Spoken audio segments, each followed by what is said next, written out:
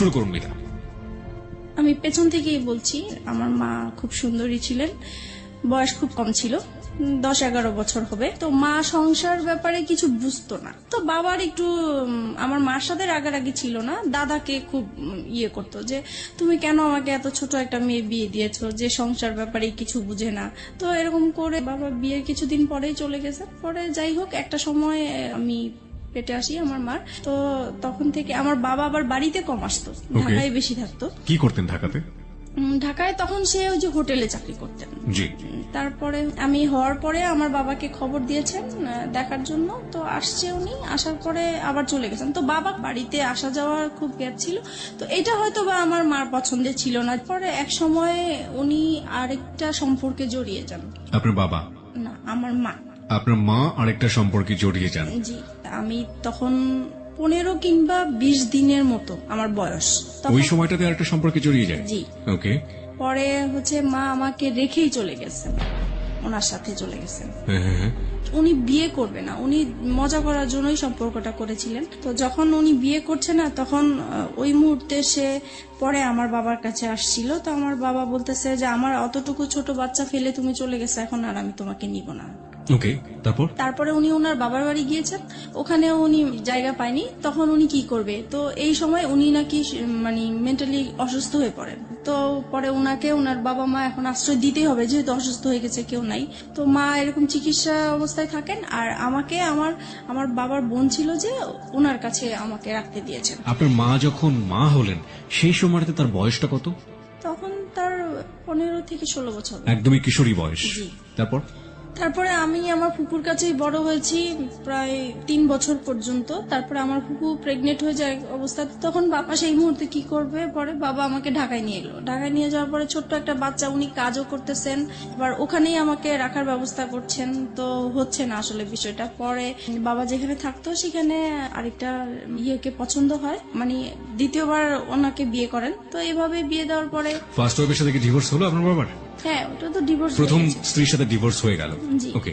তারপরে তো এখন এই মার সাথেই সম্পর্ক। তারপরে মা আমাকে পালতেছে ভালোই, নিজের মেয়ের মতোই আদর যত্ন করছে। তো এক সময় আমার এই মাও প্রেগনেন্ট হয়ে যায়। তারপরে তো ওনারও একটা মেয়ে হয়।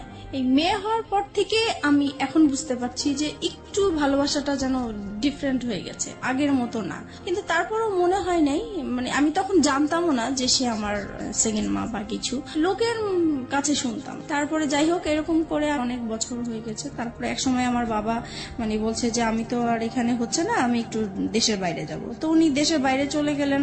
উনি এভাবে টাকা পাঠাচ্ছেন। আমার মা আবার অত শিক্ষিত ছিল না, টাকা পয়সার হিসাব টিসাব রাখতে পারেনি।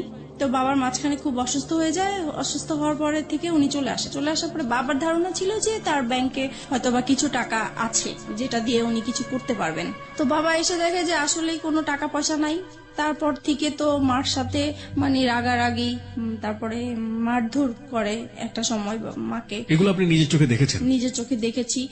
মানে বাবার ধারণা ছিল যে আমার মা হয়তো বা তার বাবার বাড়ি টাকাগুলো দিয়ে দিয়েছেন এর জন্য। তো এর জন্য খুব মারধর হতো। এই বিষয়গুলো আমার খুব মানে ব্রেনে কাজ করতো যে কেন এরকম হলো। তো এগুলো দেখতে দেখতে একসময় খুবই অসুস্থ হয়ে যায় আমি। তো আমার বাবার দুঃসম্পর্কে একটা ভাই আছেন, উনি হচ্ছে ডাক্তার কম্পাউন্ডারে চাকরি করতেন। তো আমাকে বলেছে তুমি যেহেতু অসুস্থ হয়ে গেছো, তাহলে চলো তুমি আমার ডাক্তার তোমাকে দেখাবো। তো গিয়েছি, ওখানে আমার প্রেশার মাপে প্রচুর হাই প্রেশার হয়ে গেছে। তো উনি বলতেছে ওষুধ দিয়েছেন কিছু, আর এমনিতে সাজেস্ট করেছেন যে যদি বাইরে কোথাও বেরিয়ে আসে তাহলে ভালো হবে। তো তখন আমার ওই চাচাটা বলতেন যে ঠিক আছে, তাহলে চলো আমার বোনের বাড়ি তুমি বেড়ায় আসবা। তো বাবাকে বললো, পরে আমি ওখানে গিয়েছি। ওখানে যাওয়ার পরে ওই চাচার বোনের ননদের ছেলের সাথে আমার পরিচয় হয় ওখানে। ওকে। উনি দেখে আমাকে পছন্দ করে এক সময় আমাকে ফোর্স করে ওনাকে ভালোবাসার জন্য। তো আমি বলতেছি যে তখন কোন ক্লাসে পড়েন আপনি? তখন 6 ক্লাস 6 এ পড়েন। তার মানে আপনার বয়স 11 থেকে 12 বছর। যে ছেলেটা আপনাকে প্রপোজ করলো সে আলটিমেটলি আপনার ওই ডাক্তার কম্পাউন্ডারের কোন এক আত্মীয়, রাইট? জি। ওকে। সেই ছেলেটার বয়স কত ছিল? উনি তখন ইন্টারমিডিয়েট দিয়েছেন। ফাইন। তারপর তারপর আমাকে বলতেছে যে তোমাকে আমার খুব পছন্দ হয়েছে, তোমার সাথে আমি ভালোবাসার সম্পর্ক করতে চাই। তখন আমি বলেছি যে আমি তো করব না। তো বলতেছে কেন, তুমি কেন রাজি না? তো আমার ফ্যামিলির যে ব্যাপারগুলো এগুলো নিয়ে তার সাথে ডিসকাস করলাম। তখন সে বলতেছে যে দেখো, আমি তোমাকে পছন্দ হয়েছে, তোমার কি আছে না আছে এগুলো আমার দরকার নেই, তোমার সাথে আমার বিয়ে হবে এটাই হচ্ছে বড় কথা, আর কারো দরকার নেই। তো তখন আমি বললাম যে ঠিক আছে, এটা নিয়ে আমি চিন্তা করব, তারপর আপনাকে জানাবো। তো বলতেছে তুমি তো চলেই যাবা, তাহলে তোমার সাথে আমার যোগাযোগ হবে কিভাবে? তখন পরে ওনার অ্যাড্রেসটা নিয়ে আসলাম আর আমার অ্যাড্রেসটা দিয়ে আসলাম। তারপরে হচ্ছে উনি অনেক দিন পরে আমাকে একটা চিঠি পাঠায়। তো চিঠি পাঠানোর পরে চিঠিটা পড়ে ভালোই লাগলো। পরে আমি এই চিঠিটা নিয়ে অনেক ভাবতে থাকলাম যে লোকটা তো আমাকে মনে হয় সত্যি সত্যি ভালোবাসে। আর যেহেতু আমার এই বাসায় থাকতে ইচ্ছা করে না, বাবা মার ঝগড়াঝাটি, এখন যদি আমি কোথাও চলে যাই এই সংসার থেকে, তাহলে হয়তোবা আমার এই অশান্তিটা হবে না, আমি ভালো থাকবো। ওই কথা চিন্তা করে পরে আমি রাজি হয়ে গেলাম। পরে আমি একটা চিঠি পাঠালাম যে হ্যাঁ আমি রাজি আছি। তো এরকম করে আমাদের প্রায় প্রতি সপ্তাহে 2টার মতো চিঠি আসতো, এরকম দেওয়া নেওয়া হতো। প্রায় 3-4 মাস পরে হঠাৎ আমি আবার পড়াশোনার পাশাপাশি হাতের কাজ শিখতে খুব পছন্দ করতাম। তো আমি বিভিন্ন জায়গায় হাতের কাজ শেখার জন্য যেতাম। তো একদিন আমার এলাকা দিয়ে আমি যাচ্ছি, হঠাৎ তাকে দেখে ফেলি। ওকে। সেও আমাকে দেখে ডাকছে। তো আমি অবাক হয়ে গেছি। কিছুক্ষণ আমি একদম চুপ ছিলাম যে যেই লোকটাকে আমি সেই চাঁদপুরে দেখে আসছি, সেই লোকটা হঠাৎ করে ঢাকায়, তাও আমার এলাকার মধ্যে কিভাবে আসলো? পরে উনি আমাকে দেখেই বলতেছে যে আমি না তোমার কাছে আসছি। তখন আমি অবাক হয়ে গেলাম যে এত দূর থেকে সে আমার কাছে আসছে। আমি চিঠি পাঠাতাম ঠিক আছে, কিন্তু উনি আসবে সেটা বলেও নাই আমাকে। তো যাই হোক, তখন ওই যে গুলশান পার্কটা ছিল, তো আমাকে সেখানে নিয়ে গেছে। যাই হোক গেলাম, যাওয়ার পরে কথা টথা বললাম। এখন বলতেছে যে আমি তোমাকে তো আমার খুব দেখতে ইচ্ছা করে মাঝে মাঝে, এখন কি করব? তো আমি বলতেছি দেখেন, আমার তো আসলে এরকম বাইরে বের হওয়ার অভ্যাস নেই, আর তাছাড়া আমার খুব ভয় লাগে যে কোথায় কেউ দেখে ফেলে কিনা, পরে বাবার কাছে বিচার যাবে, এটা আমার খুব খারাপ লাগবে। তো বলতেছে যে না, দেখবে না, তুমি ওইভাবেই আসবে। তো এরকম করে প্রায় 2-3 মাস পর পর আমাদের দেখা হতো। 2-3 মাস পর পর ও ঢাকাতে আসতো ওর বাড়ি থেকে আপনার সাথে দেখা করার জন্য? উদ্দেশ্যটা ছিল আমার সাথে দেখা করার, কিন্তু ওর রিলেটিভ থাকতো ঢাকা, ওখানে আসতো। তো তারপর একটা সময় ওর রেজাল্ট ভালো হয়। আপনি ঢাকায় কোথায় থাকতেন সেই সময়টা? আমি ঢাকায় হচ্ছে মহাখালী থাকতাম। মহাখালী থাকতেন। হ্যাঁ, যেটা বলছিলেন যে ওর রেজাল্ট ভালো হয়নি, মানে ইন্টারের রেজাল্ট ভালো হলো নাকি অন্য কোনো পরীক্ষা? না, ইন্টারভিউ। ও এইচএসসি তে ভালো করলো না, কি ছিল রেজাল্ট? মানে ফেল করেছে সে। ওকে, ভালো না হওয়া বলতে মানে ফেল করেছে, তো ভয়াবহ খারাপ। ওকে, তো ফেল করেছে। পরে হচ্ছে তার বাবা খুব চাপ দিল। তো বলতেছে যে তুমি বাড়িতে সারাক্ষণ থেকেও যদি পড়াশোনা ভালো না করো, ওদের দোকান ছিল, তো বলতেছে দোকানেও বসবে, দেন পরীক্ষাটাও দিবে। তো এখন তো ঢাকায় পার্মানেন্টলি চলে আসলো, তো আমাদের প্রায় এরকম দেখা হতো। পরে এই বিষয়টা নিয়ে আমি আমার বাবা মাকে জানাই। বাবা মাকে তো জানানো উচিত, মাকে জানাচ্ছি প্রথমে। পরে মা বলতেছে যে করো, যেটা তোমার ভালো মনে হয় সেটাই করো। আমি চাইবো না যে তুমি এমন কিছু করো যে আমাদের এলাকার মধ্যে একটা নাম আছে, আমি চাই না সেইটা আমাদের খারাপ কিছু আসুক। আপনার মা এটা আপনাকে বললো? জি। ওকে, আপনি মাকে কি বলেছিলেন? বলেছিলাম ও আমাকে পছন্দ করে, আমিও ওকে পছন্দ করি। দুজনেই আপনারা দুজনকে পছন্দ করেন। তারপর আমাদের সম্পর্কটা কন্টিনিউ হতে থাকে। তারপরে একটা সময় আমার বাবা খুব ঝগড়াঝাটি করে, আর ওই একই বিষয়কে কেন্দ্র একই করে? বিষয় নিয়ে। সেই দিন একদম খুবই খারাপ পর্যায়ে। তখন স্বাভাবিক ভাবেই সন্তানরা মার সাপোর্টই নিয়ে থাকে, তো আমিও মার সাপোর্টে কথা বলতাম। তো এই কথা বলাতে বাবা মানে আমার উপর খুব বিরক্ত হতো। পরে একটা সময় বলে উঠলো যে তুমি কার জন্য কথা বলছো, তুমি জানো এটা যে তোমার মানা। আমি এতদিন মানুষের কাছে শুনে আসছি, বাবা মার মুখ থেকে কখনোই শুনিনি। তার মানে আপনি আগে জানতেন না যে আপনার আসল মা ইনি না? না, আমি জানতাম, আমি অন্যের মুখ থেকে শুনেছি, কিন্তু তাদের মুখ থেকে কখনো শুনিনি। বাবার মুখ থেকে শুনতে অসম্ভব রকমের খারাপ লাগলো, তাই তো? জি। ওকে, তখন থেকে আমার মানে কথাটা মানে খুব কানে লাগছে যে আসলেই কি এরকম? আমি তো এতদিন মানুষের কাছে শুনেছি, তাহলে তো সত্যি এরকম, তাহলে তো আমার সেই মার সাথে দেখা করা উচিত। তারপরে হচ্ছে আমি সবসময় ভাবতে থাকি যে কিভাবে দেখা করব। তো এক সময় আমাদের একটা নেবার ছিল, উনি এক সময় আমাদের গ্রামের বাড়ির ছিলেন। তো আমারও খুব উৎসাহ হলো যে তাহলে তো উনার মাধ্যমে দেখা সম্ভব। তো বলছে যদি আপনি দেখা করাই দিতে পারেন আমার খুব ভালো হতো। তো বলছে তোমার মা তো সবসময় তোমার জন্য কান্নাকাটি করে, তাহলে আমি এবার বাড়ি যেয়ে বলবো তাকে। তারপরে উনি আপনার মার সম্পর্কে একটু জানি, ততদিনে কি বিয়ে হয়েছে আপনার মার? হ্যাঁ, যখন অসুস্থ হয়ে যায় তখন তার ভাই ভাইরা ওই লোকটাকে ধরে তারপরে মানে তার সাথে বিয়ে জোর করে বিয়ে দিয়ে দেয়। জি, ওকে, বিয়ে করে দেয়। তারপরে ওই সম্পর্কে আছেন উনি। এখন এক্সিস্টিং ওই সম্পর্কে আছেন। জি। ওকে, ফাইন। তারপর আপনি মার সঙ্গে দেখা করলেন, তারপর কি হলো? তারপরে আমার মা আসলেন, আসার পরে দেখা করলাম। দেখা করার পর উনি প্রথমে দেখে কান্নাকাটি করলো, যেটা স্বাভাবিক। তো আমার না মার জন্য কোনো ফিলিংস আসে নাই। আমার বিশ্বাসই হচ্ছে না যে এ আমার মা, এই ভদ্র মহিলাটা মা। আম্মা। তারপরে হচ্ছে মানে কেমন জানি লাগতেছে আমার কাছে, খুবই অপরিচিত। আমার মা ডাকতেও ইচ্ছা করছে না, কিছুই না। তারপরে উনি আমাকে লাস্টে বললো, শুধু এটাই বললো যে তোমাকে আমি আমার ইচ্ছে করে ফেলে আসি নাই, আমার কিছু সমস্যা ছিল এই কারণে ফেলে আসছি। আমি তাকে কোশ্চেন করেছিলাম।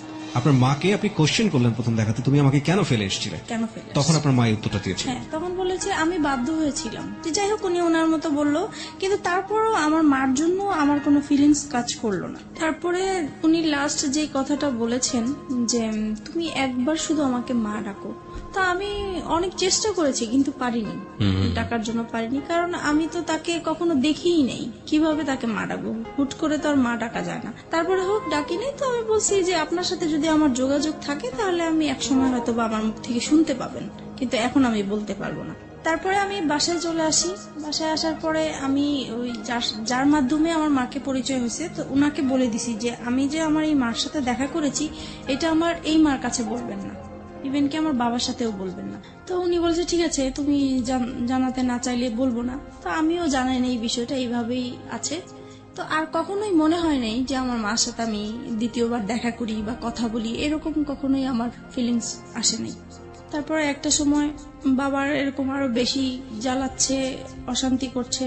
তারপরে চিন্তা করলাম যে বিয়ে করে ফেলি, তাহলে চলে গেলে আর বাবা মার এই ঝগড়াঝাটি দেখতে হবে না। তখন আপনার বয়স কত? তখন 14-15 হবে। ওই ছেলেটার সাথে এই চিন্তা ভাবনা করছেন জি, এবং পরিবার থেকে এই ধরনের অশান্তি থেকে বের হয়ে যাওয়ার বের জন্য হওয়ার জন্য। এই ধরনের প্ল্যান। জি। ওই ছেলেটাকে কি মনে প্রাণে তখন ওই ছেলেটার প্রতি এক ধরনের এফেক্টেড হয়ে যাওয়া, একদম অদ্ভুত রকমের ভালো লাগা, ওকে দেখলে না দেখলে ভালো লাগে না, একেবারে মজে আছেন ওর প্রেমে, এরকম একটা ব্যাপার কি ছিল? এইরকম কিছু ছিল, কিন্তু আমার বেশি কাজ করতে হলো যে এখান থেকে আমাকে বের হতে হবে, ওকে, সেটা যে কোনো ভাবে হোক না কেন। যে কোনো ভাবেই হোক। কেন বেরোতে হবে? কারণ এখানে যে মা বাবা ঝগড়াঝাটি করছে, এগুলো আমি যত দেখছি ততই আমি অসুস্থ হয়ে পড়ছি। যে আপনি চেষ্টা করছিলেন যে কোনো ভাবে হোক না কেন আপনার এই পরিবার, যে পরিবারে আপনি বড় হয়েছেন, সেই পরিবার থেকে যে কোনো ভাবে বের হয়ে যাওয়ার। তারপরে আমি ওকে বললাম বিয়ের কথা।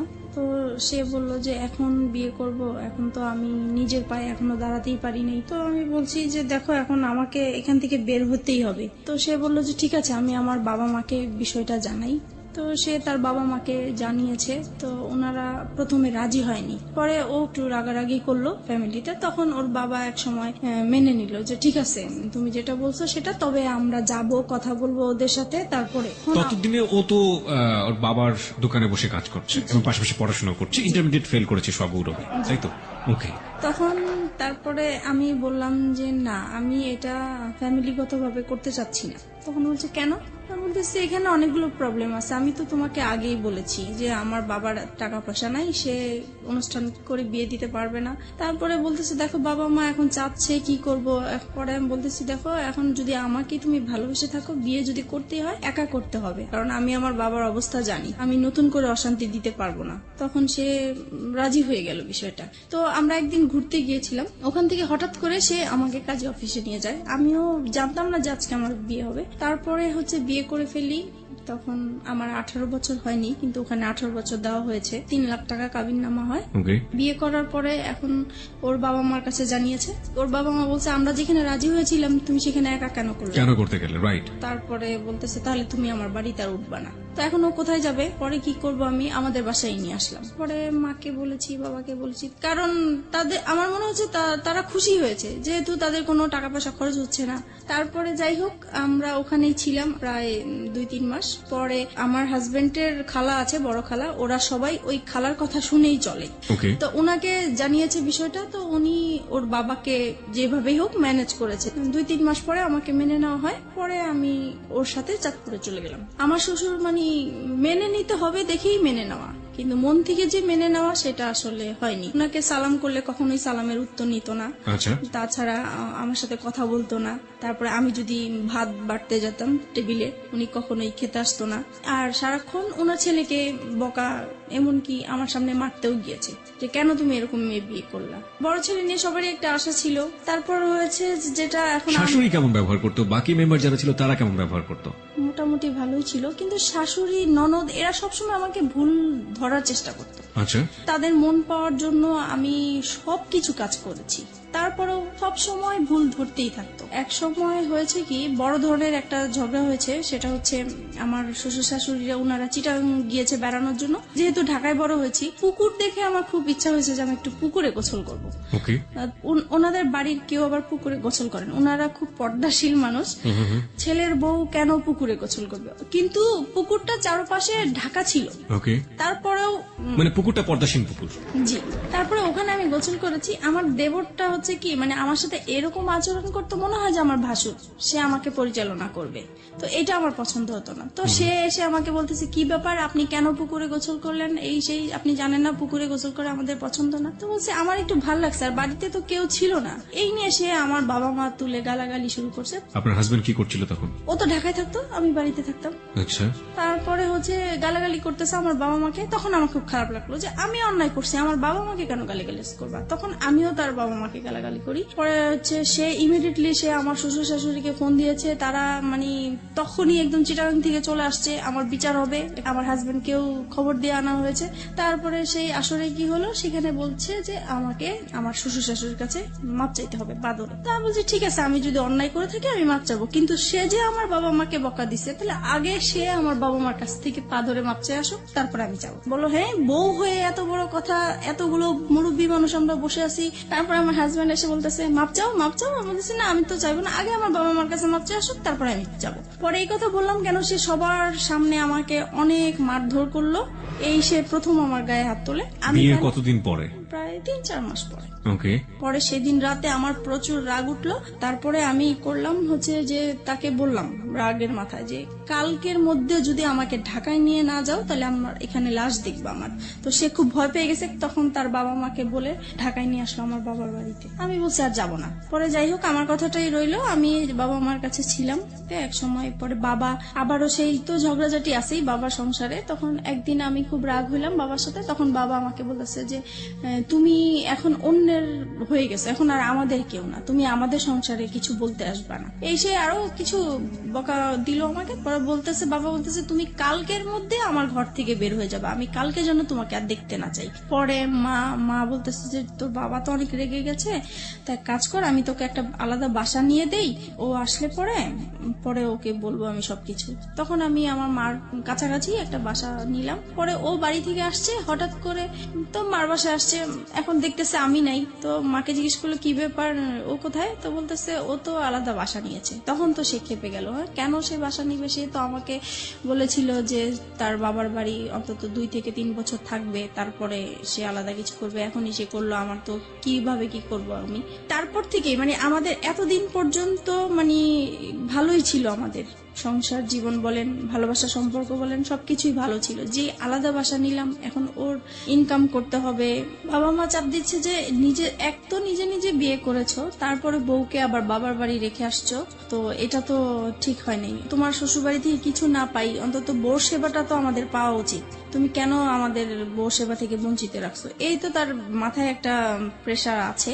তারপরে এভাবে আমাদের প্রায় 2টা বছর কেটে যায়। বাসার খরচটা কিভাবে আসতো? পরে ও ওর বাবার দোকান থেকে নিয়ে আসতো টাকা পয়সা, প্রতি মাসে মাসে টাকা পয়সাগুলো নিয়ে আসতো? জি। ওকে। এবং এটার জন্য পারিবারিক ভাবে ওকে বিভিন্ন রকমের হ্যাসেল পোহাতে জি হতো? জি। তারপরে আমার বেবি পেটে আসে। তো একটা সময় বুঝতে পারলাম যে আমার বেবি হওয়ার পর থেকে আমার হাজবেন্ডের অ্যাটিটিউড একটু আলাদা হয়ে যাচ্ছে, কি রকম যেন হয়ে যাচ্ছে, খিটখিটে মেজাজ হয়ে যাচ্ছে। তার সব কাজ নিখুঁত হতে হবে এরকম। কি রকম রান্না করলাম, রান্না ভালো হলো না, এটাতে লবণ বেশি হলো, হলুদ বেশি হলো, ভাত কেন নরম হলো, এই রকম মানে সামান্য বিষয় নিয়ে মানে ঝগড়াঝাটি হতো আমাদের।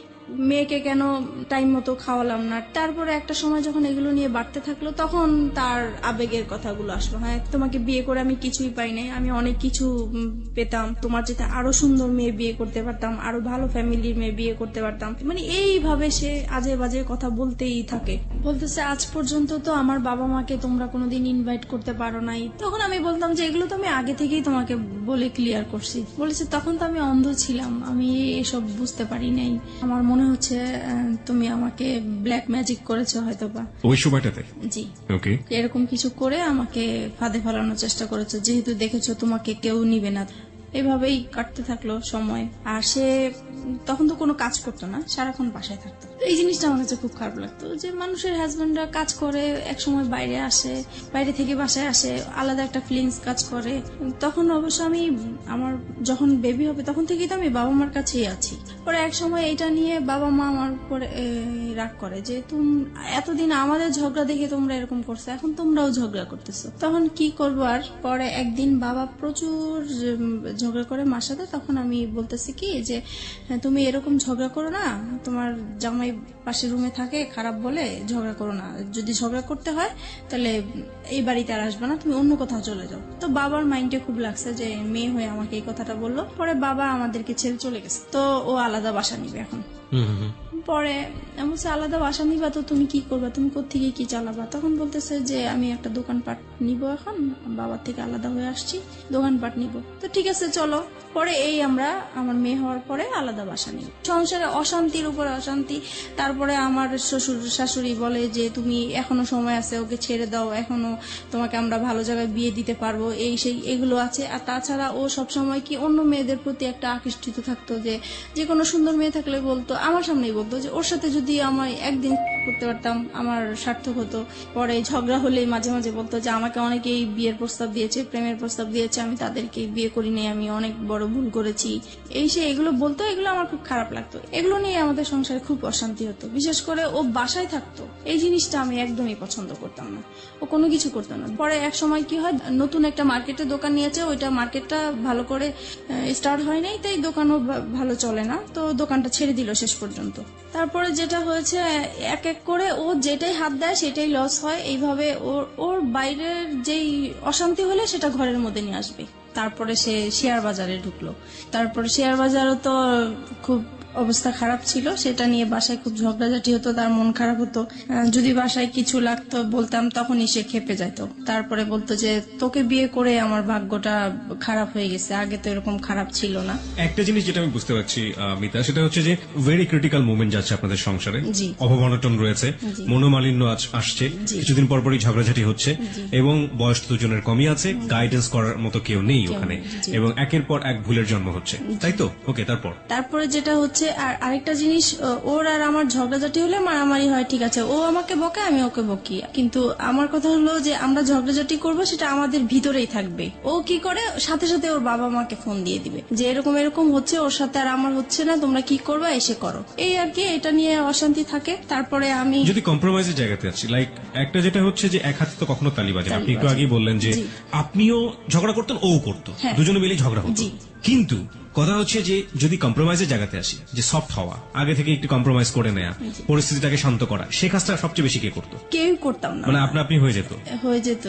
আমি কথা না বলার চেষ্টাই করতাম, কিন্তু ও এসে আমার রাগ ভাঙাতো। তার মানে ওই আপনাকে রাগ ভাঙানোর চেষ্টা করতো। এটা নিঃসন্দেহে তার একটা ভালো গুণ। কারণ রাগ করাটা খুব সহজ, কিন্তু রাগ ভাঙানো কিন্তু খুবই খুবই কঠিন একটা ব্যাপার, এবং সেটা নিজেকে স্যাক্রিফাইস করে চেষ্টাটা যারা করে, আমি মনে হয় যে এটা একটা স্পেশাল গুণ তাদের। ওকে, তারপরে আমি কথায় কথায় ওকে বলতাম যে তুমি আমাকে ডিভোর্স দাও। ও ডিভোর্স দিতে চাইতো না, তো সেই জন্য ওর বাবা আমাকে বলছে, তখন বলছে যে ঠিক আছে তুমি আরেকটা বেবি নাও, তাহলে 2টা বেবি হয়ে গেলে ও ব্যস্ত থাকবে, তখন আর কোথাও যাওয়ার কথাও বলবে না। তো সেই হিসাবে আমাদের আরেকটা বেবি হয়। আমার ইচ্ছা ছিল না বেবিটা নেওয়ার, ওর ইচ্ছাতেই বেবিটা নেওয়া হলো। ওর মামার বাসা পাশে ছিল, ওর মামার বাসাতে আমরা হসপিটাল থেকে এসে সরাসরি মামার বাসায় উঠলাম। আমার বোন তখন এসএসসি পরীক্ষা দিচ্ছে, মাঝখানে ওর কিছু গ্যাপ ছিল, তো সেই গ্যাপের মাঝে আমার কাছে আসছে। আবার অনেক গেস্টও আসছে, জায়গা ছিল না। তো আমার হাজবেন্ড বলতেছে কি যে এখানে তো জায়গা নেই, ওকে নিয়ে আমি আমাদের বাসায় চলে যাব। কথা ছিল খাওয়া দাওয়া করে সবাইকে নিয়ে যাবে, কিন্তু সে আমার বোনকে খাইয়ে টাইয়ে নিয়ে আগেই চলে গেছে। তারপর যাই হোক এরকম গিয়েছে, হঠাৎ করে সে আর কি মানে আমার বোনের সাথে সে একটা অনৈতিক কাজ করতে গিয়েছিল। সেটা আমি বুঝতে পারি নাই, আমি 3 মাস পর জানতে পেরেছি। আপনি 3 মাস পরে এটা জানতে পারেন? জি। কিভাবে জানতে পারেন? আমি মানে ও আসতো না তো, গ্যাপ ছিল, তখন আমি জিজ্ঞেস করছি কি ব্যাপার, ও আমার বাসায় আসে না কেন? আমি তো এরকম কিছু করি না যে ও আসা বন্ধ করে দিবে। তখন মা বলতেছে যে ও আর যাবে না তোমাদের বাসায়। তখন আমি বললাম যে কেন যাবে না? তখন সে কথাই বললো আর কি। তার মানে আপনার বোন গিয়ে আপনার মাকে বলেছিল এবং পরবর্তীতে আপনার মা আপনি জিজ্ঞেস করার প্রেক্ষাপটে আপনাকে এটা জি, বলেছিল। এই যে ঘটনাটা যখন আপনার হাজবেন্ড এরকম কাজ করলো, তখন আপনাদের সাথে মানসিক যে সম্পর্ক হাজবেন্ড ওয়াইফের মধ্যে, সেই সম্পর্ক কি অবস্থায় ছিল? তখন তো খারাপ ছিল। খুব খারাপ অবস্থায় ছিল। জি। ওকে, তারপর? তারপরে এটা জানার পরে আমি ওকে প্রশ্ন করলাম যে তুমি এরকম কিছু করেছো কিনা? তো সে বলতেছে যে না, আমি এরকম কিছুই করি নাই। তারপরে সে উল্টা আমাদেরকে বলতেছে যে তোমার মা তোমার বোনের নামে আমি মানহানি মামলা করব, কেন তোমরা আমার নামে এরকম কিছু করেছো? তখন আমি মানে অবাক হয়ে গেলাম যে সে অন্যায়টা করলো, তারপরও স্বীকার করতেছে না। আর আমার মা বোন কখনোই মিথ্যা বলবে না, আর নিজের মান সম্মান নিয়ে তো কখনোই মিথ্যা বলার প্রশ্নই আসে না। তারপর এক সময় আমি আত্মহত্যা করার চেষ্টা করলাম, মানে বাসা থেকে বের হয়ে যাচ্ছি, রাগ হয়ে যে তার সাথে আমি আর থাকবো না, সে এরকম একটা কাজ করতে পারলো। তারপরে আমি যখন বাসা থেকে বের হয়ে যাচ্ছিলাম তখন সে আমার হাতে পায়ে ধরে মাপ চাইলো, বলতেছে সরি আমার ভুল হয়ে গেছে, আমি আর এরকম কিছু করব না, কিন্তু তুমি কাউকে বলো না, আমার আত্মীয় স্বজন কাউকেই বলবা না তুমি। তারপরে যাই হোক আমি আবারও সংসার এইভাবেই করতে থাকলাম। তো কিন্তু আমি যতই মানে চেষ্টা করতেছি সংসার করার জন্য, যতই অশান্তি হোক না কেন, কিন্তু সে একের পর এক ঝগড়াঝাটি অশান্তি আছে। আমার পরে লাস্টের দিক দিয়ে আর ভাল লাগলো না, প্রচুর মারামারি হতো আমাদের। আপনিও মারতেন? আমিও মারতাম। দুজন মিলে মারামারি করতেন? জি। ওকে। তারপরে এরকম অশান্তি ভাল লাগতো না, মন সবসময় খারাপ থাকতো। তাছাড়া মানে আর আমার ও খুব বেশি যন্ত্রণা করতো, আমি নাকি বেশি ঘুমাই, আমি খুব অলস, ঘরে কাজ করতে চাই না, ঘুমালে উঠতে চাই না। তারপরে টিভি দেখি আমি খুব বেশি, আমার খুব বাজে অভ্যাস, আমার জন্য আমার সন্তানরাও নষ্ট হয়ে যাচ্ছে, এগুলো নিয়ে খুব। আপনারা যে মারামারি করতেন আপনাদের ছেলেমেয়েদের সামনেই মারামারি করতেন? হ্যাঁ, সামনেই করতাম। ওরা খুব ভয় পেত, কান্নাকাটি করতো, কিন্তু কিছু করার ছিল না, হয়ে যেত। ফিরে যাচ্ছি মিতার কাছে। মিতা, তারপর কি হলো? পরে এক সময় রোজার ঈদ সামনে আসলো, ঈদের শপিং করা নিয়ে আবার আমাদের খুব ঝগড়া হলো, মাঝখানে মারামারি এইরকমই।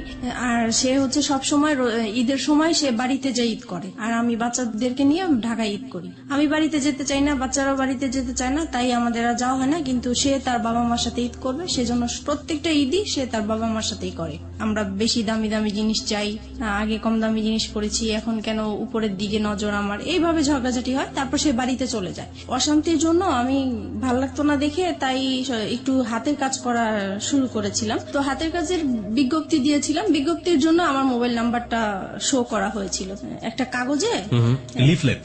জি। তারপরে ওগুলা শেখানোর জন্য নাম্বার দিয়েছিলাম। তো আমি ভাবছি ওখান থেকে হয়তোবা ফোন টোন এসছে, তো রিসিভ করেছি। একটা লোক আর কি এরকম দুষ্টামি করতেছে, কথা বলতেছে। তো আমি বলছি আপনি কিসের জন্য ফোন করেছেন? বলতেছে এমনি আমার ভালো লেগেছে তাই ফোন করছি। তো আমি পরে ফোনটা রেখে দিছি, আমি আর কথা বলি নাই। তো উনি প্রায় এরকম 2-3 দিন ফোন দিত। তারপরে এক সময় বলতেছে যে আসলে আমি আপনার সাথে ফ্রেন্ডশিপ করতে চাই। সেই সময় কি আমার তো মন মেজাজ খারাপ ছিল, ভালো লাগতো না। তখন কেন জানি হঠাৎ করে মনে হয়েছে যে সে শুধু ফ্রেন্ডশিপ করতে চায়, কথাই বলতে চায়, তাই কথা বললে সমস্যা কি? সপ্তাহখানিক কথা বলেছি।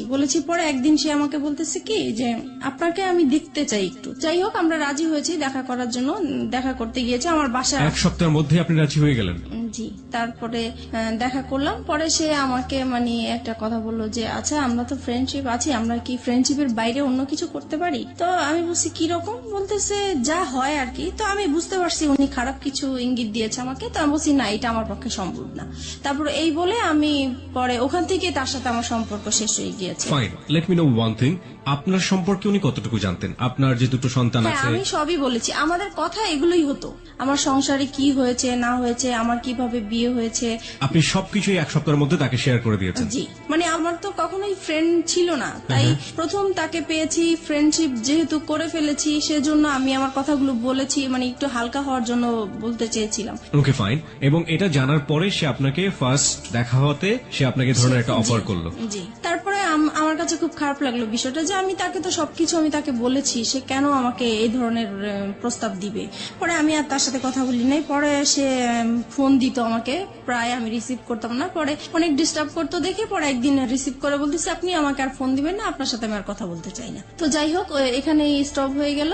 এটা তার খুব মাইন্ডে লাগলো যে আমি তাকে এইভাবে ইগনোর করলাম। তারপরে সে আমার নাম্বারটাই তার ফ্রেন্ডকে দিল, আমি এটা জানতাম না যে তার ফ্রেন্ড। প্রায় 1-2 মাস পরে আমাকে আবার একটা রং নাম্বার থেকে ফোন আসছে। তো এবার ভাবছি যে আর কোনো ফোন ধরবো না, কারণ রং নাম্বারে আসলে সবাই ভালো থাকে না। পরে ওই নাম্বারটা থেকে প্রায় ফোন টোন আসে, তারপরে এত ফোন আসে নিশ্চয়ই আমার কোনো কাস্টমার হতে পারে বা কিছু, ধরি। তো সেই একই রকম কথাবার্তা বলতেছে, ওনার পরিচয় দিল। তারপরে আমি কথা বলতে শুরু করলাম। পরে বলল যে আসলে আপনি কি চান, আমি ওনাকে জিজ্ঞেস করলাম। তো উনি বলতেছে আসলে আপনার সাথে আমি ফ্রেন্ডশিপ করতে চাই। আমি বলছি যে না, আমি কারোর সাথে ফ্রেন্ডশিপ করবো না, আপনি ভুল জায়গায় ফোন দিয়েছেন। প্রায় 3 মাস পরে উনি আবার ফোন দিয়েছে। তো সেই সময় তো আর আমার নাম্বারটা মনে ছিল না, আমি বুঝতেও পারি নাই যে উনি ফোন দিয়েছেন। তারপরে উনি বলতেছে দেখেন আসলে আমি আপনার কাছে কিছুই চাই না, আমিও নিজে খুব মানসিক অবস্থা খুব খারাপ, তাই আমি চাই আপনার সাথে একটু ফ্রেন্ডশিপ করার জন্য। তো আমি আবারও আমার মনটা জানি কেমন হয়ে গেলাম। তো আমি ভাবলাম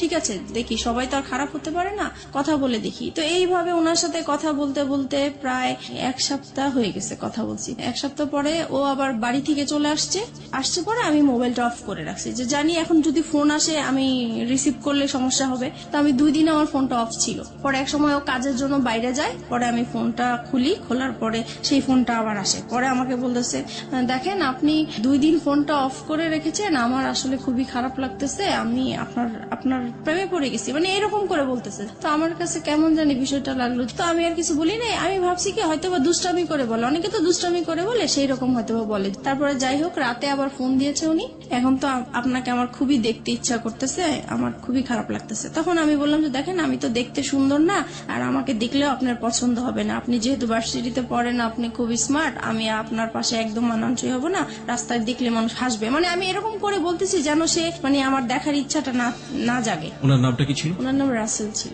রাসেল, ওকে ফাইন। তারপরে হচ্ছে এখন বলতেছে দেখা করব। তো আমি ভাবলাম যে দেখা করব তো, আর আমার এই বিজনেসের কারণে আমার কাঁচামাল আনার জন্য মার্কেটে যেতে হয়। তো আমি বলতেছি তো ঠিক আছে, আমার তো শুক্রবারে শপিং এ যাব আমি, তখন হয়তোবা সেই ইয়েতে আপনি যদি মার্কেট আসেন তাহলে আমি ওখানেই দেখা করতে পারবো। তো উনি রাজি হয়ে গেল।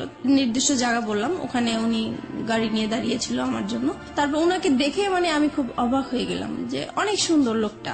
উনি আমাকে দেখে হাসতেছে মিটমিট করে। তো আমি জিজ্ঞেস করলাম আপনি কেন হাসতেছেন? বলতেছেন আপনি তো ফোনে অনেক কিছুই বলছেন, আপনি তো অনেক সুন্দর। তো যাই হোক, এভাবে কথা বলতে বলতে পরে উনি বললো আর কি যে ওনার একটা সম্পর্ক একসাথেই পড়াশোনা করতে একটা মেয়ের সাথে, ওনার সাথে সম্পর্ক নষ্ট হয়ে গিয়েছে, তাই ওনার তারপরে উনি ব্যবসা করতো, যে ওনার ব্যবসায় লস খেয়েছে, সবকিছু মিলিয়ে ওনার খুব অশান্তি, মন ভালো না, তাই সেজন্য একটা ফ্রেন্ড চায়। তো আমার সাথে এই জন্য ফ্রেন্ডশিপ করেছে। প্রত্যেক শুক্রবারই আমরা দেখা করতাম ওনার সাথে। তখন আপনি হাজবেন্ডের সাথে থাকতেন? জি। আপনার হাজবেন্ড এগুলো জানতো? কেউই জানতো না। কন্টিনিউয়াসলি আপনি গোপন করে যাচ্ছেন বিষয়গুলো। আপনার হাজবেন্ড কখনো আপনার মোবাইল চেক করতো? না, কখনোই চেক করতো। আচ্ছা, আপনি যে কথাগুলো বলতেন সেই সময়টা থেকে আপনার সন্তানরা আপনার পাশে থাকতো? না, কারণ ওরা তখন, আমার বড় বেবি তখন স্কুলে পড়তো, আর ছোটটা তো একদমই ছোট ছিল। তারপরে আপনি নীরবে নিভৃতে একা তার সাথে কথা বলতেন। জি। প্রিয় শ্রোতা, গ্রাফটা একটু আবিষ্কার করার চেষ্টা করছি, এবং এটা এমন একটি ঘটনা যেটা সমাজে একেবারেই ঘটে না তা না, হ্যাঁ, এবং একেবারে যে হরহামেশা ঘটে তাও না, ঠিক আছে? বাট সন্দেহের জায়গাগুলো একটু পরিষ্কার করার জন্য আসলে প্রশ্নগুলো করে। আপনার হাজবেন্ড আপনাকে সন্দেহ করতে, আপনি যেটা বলছেন টুকটাক সন্দেহ করার জায়গাটা থেকে, আপনি কখন আপনার হাজবেন্ডকে সন্দেহ করতেন? না, আমি কখনোই করতাম না। কেন করতেন না? কারণ আমি জানি সে এই টাইপের মেয়ে মানুষ দেখলে সে তাকিয়ে থাকে, সে যাবে, সে মানে এরকম আছে, এর জন্য আমার সন্দেহ হতো না। বা আপনি কনফার্ম ছিলেন যে সেসব কাজ করে? সে মেয়ে মানুষের প্রতি একটু উইক আছে। একটা জিনিস একটু বলেন আমাকে, প্রতি শুক্রবার তার সাথে আপনি দেখা করতেন, কোথায় দেখা করতেন? এটাও যে আমি মার্কেটে যেতাম, আমি আমার কাজে যেতাম, পাশে উনি থাকতো, এই আর কি। ওনার সাথে একসাথে মিলে শপিং করতেন? জি। How dare you! আপনার হাজবেন্ডের সামনে যদি পড়ে যেতেন কখনো? একবার এরকম হয়েছে, তো উনি খুব সন্দেহ করতো যে প্রায় শুক্রবারে কেন মার্কেটে যায়, আগে তো এত তাড়াতাড়ি মার্কেটে যেত না। আর একটা ঘটনা কি, মানে আমি মার্কেটে যাব, এই সময় আমার বিজনেসটাও খুব ভালো চলছিল, সেই উসিলা দিয়ে আমি মার্কেটেও যেতে পারছি। তো এক শুক্রবারে সে আমাকে হঠাৎ করেই ফোন দিয়েছে, ফোন দিয়ে বলতেছে তুমি কোথায়? তো আমি বলতেছি আমি বলে আসছি, কিন্তু আমি মার্কেটে আসছি, কিন্তু মার্কেটে থাকাকালীনই সে আমাকে ফোন দিচ্ছে যে তুমি কোথায়? বলতেছি আমি তো মার্কেটে। বলতেছে মার্কেটে তো কোথায়, কোন মার্কেটে? কারণ নিউ মার্কেটে অনেকগুলো মার্কেট আছে। তো আমি পরে বলতেছি কেন, আমি এখানে। তো বলতেছে আমি তো আসছি। তো আমি তো পুরো ভয় পেয়ে গেছি যে কি ব্যাপার, সে কেন আসছে, আসলে সে জি সন্দেহ করেই আসছে।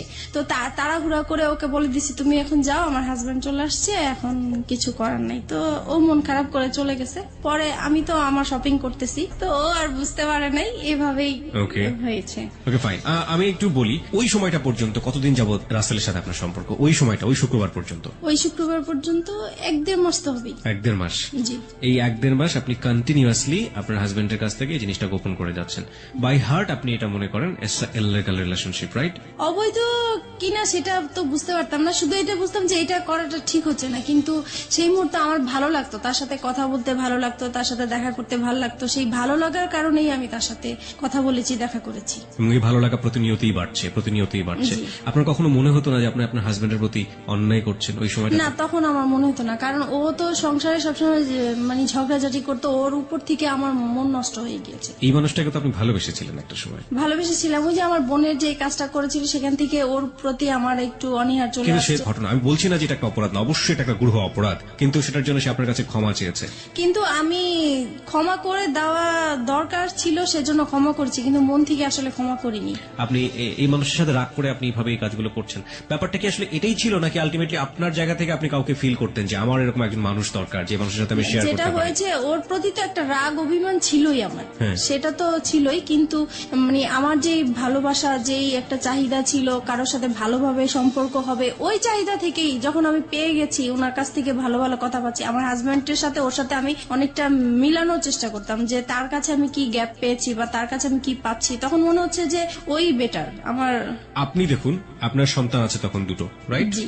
আপনার বিজনেস আছে, যে বিজনেসটা আপনি শুরু করেছেন, তার মানে অনেক পরিকল্পনা আপনার মাথায়, অনেক স্বপ্ন আপনার মাথায়। আপনার হাজবেন্ড আছে, এবং যে মানুষটাকে আপনি ভালোবেসেছেন একটা সময়ে, কিন্তু আপনার হাজবেন্ড আপনার সাথে খারাপ আচরণ করছে, সেটা আমরা দেখতে পাচ্ছি। তার বাইরেও তো আপনার দুটো জগৎ ছিল, একটা হচ্ছে আপনার সন্তান আর একটা হচ্ছে আপনার বিজনেস। না, এই দুটো business-টা- নিয়েও তো আপনি হ্যাপি থাকতে পারতেন। ইনফ্যাক্ট আপনি যে ছেলেটার সাথে এই সম্পর্কটা তৈরি হচ্ছে, সেই ছেলেটাকেও যদি আপনি আপনার বন্ধুর জায়গাটাতে রাখেন, তাহলেও কখনো কি অনুভব করেছেন আপনার হাজবেন্ডের সাথে তার পরিচয় করে দেওয়া উচিত? এটাও কি কখনো ফিল করেছেন? এটা কখনো মানে মাঝে মাঝে মনে হয়েছে পরিচয় করে দিই, কিন্তু আমার হাজবেন্ড এটা মেনে নিত না। একটা হচ্ছে পারিবারিক সত্তা, যেখানে হাজবেন্ড আছে, সন্তান আছে এবং তার বিজনেস আছে, সে একটা না একটা দিক নিয়ে ব্যস্ত থাকতেই পারে। আরেকটা হচ্ছে মানবিক সত্তা, মনের জায়গাটা, লং টার্ম হাজবেন্ডের সাথে খারাপ রিলেশনশিপ, সেই জায়গাটায় একটা বিশাল রকমের ক্ষত তৈরি হয়েছে, এবং সেই ক্ষতর জায়গাটাতে সে কেউ একজন নক করেছে। সেটা হাজবেন্ড ওয়াইফ রিলেশনশিপের মতো না, কিন্তু একটু ভালো লাগা, একটু অন্যরকম, একটু বন্ধুত্ব, যেটা মন থেকে অবচেতন মনেই ওই ভালো লাগাটার দিকে ধীরে ধীরে ধীরে ধীরে এক ধরনের আষ্টেপৃষ্ঠে জড়িয়ে পড়ার দিকে জড়িয়ে যাচ্ছে। এই দুটো জিনিস আমরা যখন নর্মালি শুনি, আমরা কিন্তু এই সেকেন্ডটাকে কোনোভাবেই সাপোর্ট করতে পারি না, বাট ও সেকেন্ডটার মধ্যে এসেছে, this is the hardest reality. এটাকেও মেনে নিতে হবে, এটা আমাদের সমাজে ঘটে, কিন্তু আমরা মানি না। কিন্তু কি কারণে ঘটে, সেই কারণটা কিন্তু আমরা আবিষ্কার করে ফেলেছি, এবং এইটা আসলে কতদূর পর্যন্ত গিয়েছে, চলুন সামনের দিকে যাওয়া যাক। তারপরে যেটা হয়েছে, মানে এভাবেই তো ওর সাথে দেখা করছি, কথা বলছি, তারপরে হঠাৎ একবার খুব ঝগড়াঝাটি হয় আমাদের। বিষয়টা হয় হচ্ছে আমার ওই যে বোনের বিষয়টা নিয়ে। ওই ঘটনার পর থেকে যেটা হয়, আমাদের স্বামী স্ত্রীর যে সম্পর্কটা হয়ে থাকে, সেরকম সম্পর্কতে আমি জড়াতে চাই না, এর জন্য এটা নিয়ে খুব ঝগড়াঝাটি হয়। ও খুব জোর করে আমাকে, আমি রাজি হই না, তারপরে মারামারি হয়, এরকম প্রায়ই হয়। তো একটা সময় হয় কি, যে আমি ঘুমিয়ে থাকি, সে ঘুমন্ত অবস্থায় আমার সাথে এরকম কাজ করে। এই বিষয়টা আমার কাছে খুবই খারাপ লাগে। আমি লক করছি এখানে আপনাকে।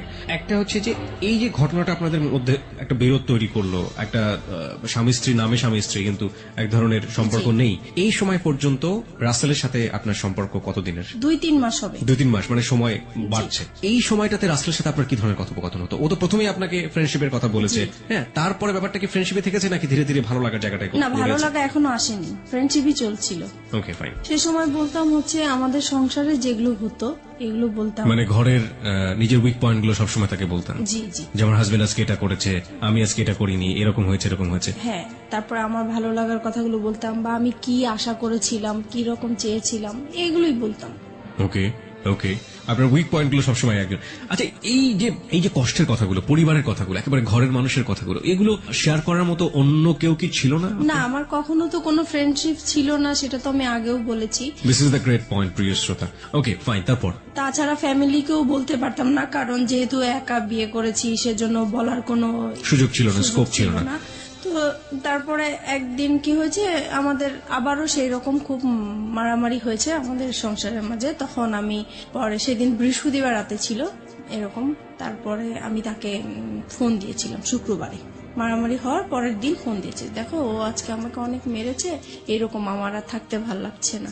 তখন সে আর কি আমার সুযোগ নিয়ে বলতেছে যে ঠিক আছে, তোমার যেহেতু থাকতে ভাল লাগে না, তুমি তো বিজনেস করোই, তাহলে তুমি চলে আসো, তুমি কেন থাকো, এত মারধর খেয়ে কেন থাকবো, তুমি তোমার বাবা মার কাছে চলে যাও। তখন বলছে আমার বাবা তো সেই কবেই চলে গেছে, বাবা কোথায় আছে খুঁজে পাচ্ছি না, আর মা আছে, মা তো নিজেই খুব কষ্ট করে থাকে, সেখানে আমি কিভাবে যাব। পরে বলতেছে দেখো তুমি 1 মাস মার কাছে কোন রকম থাকো, তারপরে তুমি যে ব্যবসা করো, নিজে কিছু টাকা জুগিয়ে তুমি নিজেই চলতে পারবে। মানে আপনাকে সেপারেট করে দিতে যাচ্ছে আপনার হাজবেন্ডের কাছ থেকে? মানে আমার জন্যই বলছে সে, আমি যেহেতু কান্নাকাটি করি তার কাছে, আমার কথা চিন্তা করে সেই কথা বললো। ওকে। তারপরে আর আমি তো সবসময় এমনিতেও বলি যে ডিভোর্স তাকে দিব বা সে আমাকে দিবে, কিন্তু সে তো রাজি হচ্ছে না ডিভোর্স দেওয়ার জন্য। আমার হাজবেন্ড তো ডিভোর্স দিতে চায় না, আমাকে মারধর করবে, বকাবাদ্য করবে, আবার আমাকে বলবে যে আমার সাথে তার জীবনটা জড়িয়ে নষ্টই হয়ে গেল, কিন্তু সে ডিভোর্স দিবে না। তো পরে এক সময় ডিসাইড করলাম যে আমি তাকে ডিভোর্স দিব, সে যেহেতু দেয় না আমিই দিব। পরে একদিন রবিবারে সে দেখা করবে, আর সেদিন শুক্রবারে আর দেখা করতে পারি নাই দেখে সে বলতেছে ঠিক আছে রবিবারে, তাহলে এবার শুক্রবারে যখন দেখা হলো না, তাহলে রবিবারে আসো। তো আমার অফিস টাইম শেষ হলে সন্ধ্যার দিকে আসো। তো আমরা সন্ধ্যার দিকে একটা গুলশানে ফাস্টফুডে বসি, তো ওখানে বসছি। পরে সে আমার হাতটা ধরলো, এই ফার্স্ট সে আমার হাত ধরে। কয় মাস পর? ওই তো 2-2.5 মাস পরে। আচ্ছা, এই হাত ধরার আগে আপনারা সেলফোনে কি কখনো এই ভার্চুয়াল হাত ধরাধরি করেছেন? না। ওকে, তারপরে এই প্রথম সে আমার হাতটা ধরার পরে আমার কাছে অন্যরকম একটা ভালো লাগা তৈরি হলো, যে মনে হচ্ছে যে খুব ভালো লাগছে এটাই। তারপরে হঠাৎ করে সে আমাকে বলতেছে দেখো আমি আসলে তোমার প্রেমে পড়ে গেছি, আমি আর তোমাকে ছাড়া থাকতে পারছি না। তখন আমিও মানে কান্নাকাটি করতেছি, যে সেহেতু আমাকে মারধর করেছে সেটা বলতেছি আর কান্না করতেছি। পরে সে আমার আর কি মাথায় হাত বুলিয়ে দিচ্ছে, পরে বলতেছে দেখো আর ধৈর্য ধরো, 6টা মাস তুমি ধৈর্য ধরো, তারপরে আমি 6 মাস পরে তোমার একটা ব্যবস্থা করব। তখন আমি জিজ্ঞেস করলাম ব্যবস্থা মানে কি বুঝাতে চাচ্ছ? তো বলতেছে আমরা একসাথে থাকবো। তুমি কি আমাকে ভালোবাসো? বলছে হ্যাঁ আমি তোমাকে ভালোবাসি। তো এইভাবেই হোক আমাদের পরে। আপনি তাকে ভালোবাসতেন ওই সময়টাতে? ওই বলার পর থেকে আমি প্রশ্ন করেছি যে আমার তো আসলে বিশ্বাস হচ্ছে না, তুমি আমাকে কিভাবে ভালোবাসো, আমার বিয়ে হয়েছে, বাচ্চা আছে, তোমার মতো আনম্যারিড ছেলে তো আমাকে কখনোই ভালোবাসার কথাই না। তো বলতেছে মানুষের ভালো লাগা তো কত রকমই হতে পারে, এটার তো শেষ নাই, তোমাকে আমার ভালো লাগছে, আমি তোমাকে বিয়ে করব, তবে আমার জন্য তোমাকে 6 মাস অপেক্ষা করতে হবে। তো আমি বলতেছি এত বছর যেহেতু কষ্ট করে আসছি, আমি 6 মাস পর্যন্ত কষ্ট করতে পারবো। তো এই বলে আমরা চলে আসছি। তারপর থেকেই আমাদের ভালোবাসা আসলে শুরু হয়।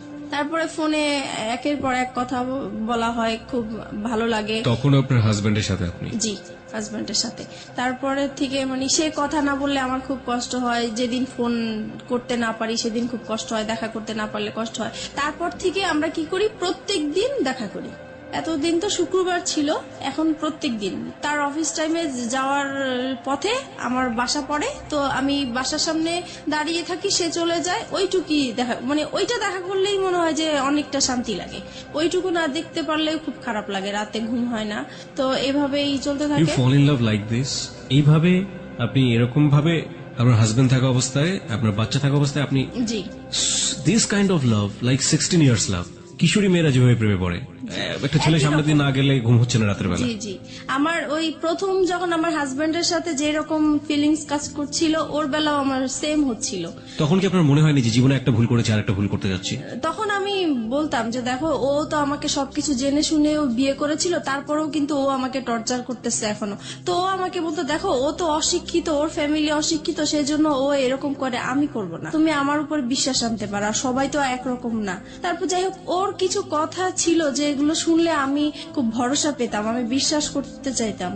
মানে ওর কথা, ও যখন কথাগুলো বলতো আমার খুব বিশ্বাস করতে ইচ্ছা করতো, ওর কথাগুলো আমার ভালো লাগতো, মনে হতো যে সত্যিই বলছে বা এরকম কিছু। তারপরে বাসায় চলে আসলাম। বাসায় আসার পরে হচ্ছে এখন আমার হাজবেন্ডের বিজনেসটা ভালো যাচ্ছে না, তো ও ঠিক মতো ঘরে বাজার টাজার করছে না, তাছাড়া যেটা প্রয়োজন হয় সেগুলো হচ্ছে না। মাঝখানেও বলতেছি কি যে বাসাটা ছেড়ে দিব, বাসাটা এত ভাড়া আমি বয়ে নিতে পারছি না, আমার খুব কষ্ট হচ্ছে, আমি বাসাটা ছেড়ে দিব। তখন আমি বলতেছি এত সুন্দর বাসা, আমরা তো পাওয়া যাবে না, তো এটাই থাকি না, কষ্ট টষ্ট করে থাকি, দরকার হলে আমরা একটা রুম সাবলেট ভাড়া দিই, তবু এখানে থাকি, এখানে সবকিছু ফ্যাসিলিটি ভালো, এখানেই থাকবো। ওর কথা হলো না, এখান থেকে যাবো, যেতেই হবে, কারণ আমার খুবই সমস্যা। তো যাই হোক, আমার আর ওই জায়গাটা আমি ছাড়তে চাচ্ছিলাম না। কেন? কারণ আমার যে বিজনেসটা ওই জায়গার মধ্যেই, ওখানে আমার খুব ভালো হতো বিজনেসের জন্য। এখন ও চলে যাবে হচ্ছে অন্য জায়গায় চলে যেতে চাচ্ছে, ওই জায়গাটা আমার পছন্দ না, তাই আমি যাব না। এগুলো নিয়ে আবার সেই ঝগড়াঝাটি হয়। পরে এক সময় আমি তাকে খুব মানে কড়া করে বলি যে যদি তুমি এই বাসা ছাড়ো তাহলে আমাকে ছাড়তে হবে, আর যদি আমাকে না ছাড়ো তাহলে বাসা এটা ছাড়া যাবে না। তো এখন ও কি করবে বুঝতেছে না, এখন ও ওর কথাই রাখলো যে না, বাসা ছেড়েই দিব। পরে যাই হোক, বাসা ছেড়ে দিছে। বাসা ছেড়ে দেওয়ার পরে দেখি যে লোকজন আসতেছে বাসা নেওয়ার জন্য, দেখার জন্য। তখন আমার খুব খারাপ লাগলো যে আমি বললাম কথাটা, আমার কথাটা সে রাখলো না। আমি তো তার কাছ থেকে এমন কিছু আশা করি নাই, বাসাটা বলছি। তখন সে বাসাটা ছেড়ে দিছে। পরে আমি তাকে বললাম, দেখো বাসা এখনো সময় আছে, তুমি বাসাটা আবার বাড়িওয়ালার কাছ থেকে সময় নিয়ে নাও, নাহলে কিন্তু আমি সত্যি সত্যি এবার চলে যাবো। সে বলতেছে তুমি চলে গেলে চলে যাও, আমার কোনো সমস্যা নেই, তোমার মতো মেয়ে আমার দরকার নেই। তখন আমি আর কি মানে ডিসাইড করলাম যে না, আমি আসলেই চলে যাবো, এখান থেকে থাকবো না। যেহেতু এখানে আমার একটা বিজনেসের একটা রাস্তা হয়েছে, সেটাই যদি বন্ধ হয়ে যায় তাহলে আমার ওর সাথে আর থাকার কি দরকার। আমি তো এই বিজনেসটা নিয়েই আসি, কারণ আমার সংসার অশান্তি। আমি বিজনেসটা, আমি এই কাজে ব্যস্ত থাকি, আমার যাও একটু ভালো লাগে, আর তার সাথে ফোনে কথা বলি, দেখা করি, এই আমার ভালো লাগা নতুন সৃষ্টি হয়েছে, এটা কেন নষ্ট হবে। তো এই কারণে আমি পরে ওই বাসাটা আমাদের জানুয়ারি মাসে ছেড়ে দেয়। তারপরে আমি চলে যাব বলে আমার জিনিসপত্র গুছাতে থাকি। তো সেও আমার জিনিসগুলো গুছানোর জন্য হেল্প করে। সে এমনকি আমার জিনিসগুলো মানে একটা ভ্যানে উঠিয়ে আমার বাবা বাড়ির দিকে পৌঁছিয়ে দিচ্ছে। তো আমার কথা হলো, সে যদি আমাকে আটকাই রাখতে চায় তাহলে কেন আমার জিনিসগুলো আলাদা করে দিবে, কেন আমাকে যাওয়ার জন্য সাহায্য করছে? নিশ্চয়ই সেও চায় আমি চলে যাই, সে আমাকে কোনো বাধা দেয় নাই। আমি এইভাবে বাবার বাড়ি চলে আসছি। এখন বাবার বাড়ি মানে মার বাসায় চলে আসছি। এবং মার বাসায় আসাতে এখন সে পরে আমার মার কাছে এসে বলতেছে যে আপনার মেয়েকে আপনি জায়গা দিচ্ছেন, আপনার মেয়ে কিন্তু আমাকে ছেড়ে চলে আসছে, এখন আমি আপনাদের নামে কেস করব, আপনার মেয়ে আমার যত টাকা পয়সা গয়নাগাটি সবকিছু নিয়ে চলে আসছে, আমি আপনাকেও জড়াই দিব আপনি যদি আপনার মেয়েকে জায়গা দেন। এখন মা তো মানে প্রচুর রাগারাগি করতেছে আমার উপরে যে তোমরা নিজেরা কাজ করে এখন আমার উপরে বিপদ ফেলতেছো, এখন এই লোক তো ভালো না, সে যেটা বলে সেটাই করবে, এখন আমি কি করব? আমার তোমার বাবা নাই, তোমার একটা বড় ভাই নাই, আমাদের কোনো গার্ডিয়ান নাই, তাহলে এখন কে দেখবে আমাকে? এখন তুমি আমার বাসায় থাকতে পারবে না। তো এখন থাকতে পারবে না, এখন আমি কোথায় যাব? ওকে ছেড়ে আসছি, এখন আমার যাওয়ার জায়গা নাই, যেহেতু আমাদের কোনো রিলেটিভও নাই। তো কি করব আমি? পরে আমি ওকে ফোন দিলাম, আমি যার সাথে ভালোবাসার সম্পর্ক হয়েছে আমি তাকে ফোন দিয়েছি। ফোন দেওয়ার পরে ওকে বললাম যে দেখো আমার এখন কি করা উচিত, আমি তো বুঝতেছি না, এখন মার বাসায় চলে আসছি, এখন মাও আমাকে রাখতে চাচ্ছে না। তো বলতেছে যে তাহলে তুমি এক কাজ করো, তুমি একটা বাসা নাও। পরে আমি বলতেছি বাসা নিব, তো আমি টাকা কোথায় পাবো, আমি ভাড়া কোত্থেকে দিবে? এই মুহূর্তে তো আমার হাতে কোনো টাকা পয়সাই নেই। পরে বলতেছে ঠিক আছে, সেটা আমি দেখবো, তুমি আগে খোঁজো বাসা। তারপরে আমি হচ্ছে সাবলেটের মধ্যে বাসা খুঁজতে গেলাম ওখানে। তো ওখানে গিয়েছি, সবাই জিজ্ঞেস করে আপনি কি করেন? তো আমি বলেছি যে পড়াশোনা করি, কারণ বিয়ে হয়েছে এগুলো আমি বলি নাই, সবকিছুই লুকিয়ে গিয়েছি। তো বলতেছে যে একা একটা মেয়েকে তো আমরা বাসা ভাড়া দিতে পারি না, হয় হাজবেন্ড। একা কেন নেবেন? কারণ আপনার সঙ্গে তো আপনার সন্তান আছে। সন্তান আপনার হাজবেন্ডের কাছে, সন্তানদেরকে রেখে চলে আসছি। আপনার হাজবেন্ডের কাছে আপনার সন্তান। ওকে ফাইন, হ্যাঁ তারপর বলেন। তারপরে যেটা হচ্ছে যে এখন কেউ আমাকে একা বাসা ভাড়া দিতে চাচ্ছে না। তারপরে আমি আবার তাকে ফোন দিই, রাসেলকে ফোন দিচ্ছি যে দেখো আমাকে তো কেউ একা বাসা ভাড়া দিতে চাচ্ছে না। তখন সে বলল যে ঠিক আছে, তাহলে তুমি বলো যে তোমার বিয়ে হয়েছে কিন্তু তোমার হাজবেন্ডের বাড়ি এখনো মেনে নিচ্ছে না, তাই হাজবেন্ড মাঝে মাঝে আসবে, তুমি আপাতত একাই থাকবে। পরে এই কথার ভিত্তিতেই আমি আবার গেলাম, তারপরে একটা বাসা পেয়েও গেছি। তারপরে ওখানে উঠলাম, সবকিছু নিয়ে ওখানে উঠলাম। মাকেও বললাম যে আমি এরকম এরকম জায়গায় বাসা নিয়েছি, কিন্তু বাসাটা চিনাইনি, জাস্ট বলেছি যে এখানে বাসা নিয়েছি। তারপরে যাই হোক মার কাছ থেকে চলে আসছি ওখানে। তারপরে মার প্রতি তো একটু রাগ আছেই যে আমাকে জায়গা দিল না। তারপরে এখন যেহেতু রাসেলকে হাজবেন্ড হিসাবে পরিচয় করিয়ে দিয়েছি আমি ওখানে, আর এতদিন আমরা বাইরে বাইরে ঘুরতাম, তো এখন মনে হয়েছে নিজের কাছে যে এখন যেহেতু নিজেদের বাসা হয়েছে, কেউ এখন আসবে না, কেউ জানবে না, আর সবাই জানে হাজবেন্ড, তাহলে বাসায় আসলে সমস্যা কি? তারপরে আমার এই বাসায় আসা শুরু হলো। রাসেলের? জি, রাসেলের। প্রিয় শ্রোতা, আমরা এই জায়গাটায় ছোট্ট একটা বিরতি নিচ্ছি। ভুল এবং অপ্রিয় সত্যের একেবারে মাঝ নদী, যদি বলি একটা নদী, সেটার মাঝ নদীতে নৌকা ডুবছে, সেরকম একটা জায়গাতে আমরা রয়েছি এই মুহূর্তে। হাজবেন্ড আছে, সন্তান আছে, নিজের ব্যবসা আছে এবং ফ্যামিলি আছে। সবকিছুর পরেও নিজের মনের ক্ষুধা এবং ভালোবাসার জায়গাটাতে, এবং যে ভালোবাসা এথিক্যাল পয়েন্ট অফ ভিউ থেকে পাপ বা অনৈতিক, সেই রকম একটা জায়গাতে জেনে শুনে বুঝে লম্বা একটা সময় ধরে এরকম একটা ভুল, যা একেবারেই মানা যায় না। কিন্তু কথা হচ্ছে, সে তো ভুল করেছে কিংবা অপরাধ করেছে, সে কারণেই সে কিন্তু যাহা বলিব সত্য বলিবতে এসছে। এরকম ভুল এবং অপরাধের মধ্যে যারা আছেন, তাদের জন্যই কিন্তু আজকের এই মিতা। প্রিয় শ্রোতা, আমরা ছোট্ট একটা বিরতি নিতে চাই, ঠিক 4 মিনিটের বিজ্ঞাপন বিরতি। এরপরে আমরা আবারও ফিরে আসছি যাহা বলিব সত্য বলিবতে। রাসেলের আপনার বাসায় আসা খুব বেশি সহজ হয়ে গেল, এবং রাসেলকে আপনি পরিচয়ও করিয়ে দিলেন যে ইনি হচ্ছে আপনার হাজবেন্ড। তার আগ পর্যন্ত রাসেলকে আপনি কতটুকু চিনতেন অ্যাজ এ হিউম্যান বিং হিসেবে, তার পরিবার সম্পর্কে এবং তার বাসা কোথায়, কি অবস্থা, ডিটেল কিছু জানতেন? তার বাসা কোথায় সেটা জানতাম, কিন্তু ওনার পরিবারের কারোর সাথেই আমার কখনোই কথা হয় নাই, ইভেন দেখাও হয় নাই। উনি যে কারণটা দেখাতো যে তোমার বিয়ে হয়েছে, বাচ্চা হয়েছে, এই মুহূর্তে যদি আমি কারোর সাথে পরিচয় করিয়ে দেই, তাহলে আমাদের সম্পর্কটা আর কন্টিনিউ করতে দিবে না, এখানেই স্টপ হয়ে যেতে হবে, তখন তুমিও কষ্ট পাবো, আমিও কষ্ট পাবো, আমরা এইভাবেই লুকিয়ে থাকি, যখন হয়ে যাবে তখন আমরা সবাইকে জানাবো। এবং এগুলো আপনি অন্ধের মতো বিশ্বাস করতেন? জি। তারপরে যেটা হচ্ছে যে এখন সে প্রত্যেক দিন বিকেলবেলায় আমার বাসায় আসে, অফিস শেষ করে বাসায় আসে, 8টার দিকে চলে যায়, এভাবেই কন্টিনিউ করতে থাকি আমরা। তারপরে এক সময় সে বলতেছে, আচ্ছা তুমি তো তোমার হাজবেন্ডকে ডিভোর্স দাও নাই, তাহলে এখন যদি এই বিষয়টা কারোর সামনে আমাদের প্রকাশ হয়ে যায়, তাহলে তো তুমিও এখানে বিপদে পড়বে, আমিও বিপদে পড়বো, তোমার তো ডিভোর্স দেওয়া উচিত। তখন আমি হচ্ছে ডিভোর্স দিতে তো টাকা লাগে, এখন আমার কাছে টাকা নাই, তো বলতেছে তুমি কারো কাছ থেকে এখন টাকা পয়সা আনো, আমি দিয়ে দিব। তো আমি আমার বোনের কাছে গেলাম, তো ওকে বললাম যে আমাকে কিছু টাকা পয়সা লোন দে, আমি ডিভোর্স দিয়ে তারপরে পরে আমি তোকে দিয়ে দিব। তো ও আমাকে টাকাটা দিল, দেওয়ার পরে আমি ডিভোর্স দিতে যাব, একটা অ্যাডভোকেটের সাথে কথা হয়েছে আমার। তো সেই মুহূর্তে আমার হাজবেন্ড আমাকে ফোন দিয়েছে, ফোন দিয়ে বলতেছে তুমি তো চলে গেছো বাচ্চাদেরকে রেখে, এখন ওদেরকে তো আমি সামলাতে পারছি না, কান্নাকাটি করছে, তুমি আসো। তো আমি বলছি, আসো মানে আমি তো চলেই গেছি একেবারে, আসবো আবার কোত্থেকে, আমি আর আসবো না। আপনার ওই সময় আপনার বাচ্চার কথা মনে পড়তো না? টু বি অনেস্ট, বাচ্চার কথা মনে পড়তো, কষ্ট লাগতো, কিন্তু মনে হতো যে সব সময় যে আমি আগে সেভ হয়ে নেই, তারপরে আমি একটা সময় আমার বেবিদেরকে আমি আমার কাছে নিয়ে আসবো। তারপরে হচ্ছে পরে আমি বলতেছি, ওকে বলছি যে আমি তো তোমাকে ডিভোর্স দিব, আমি আর আসবো না তোমার কাছে।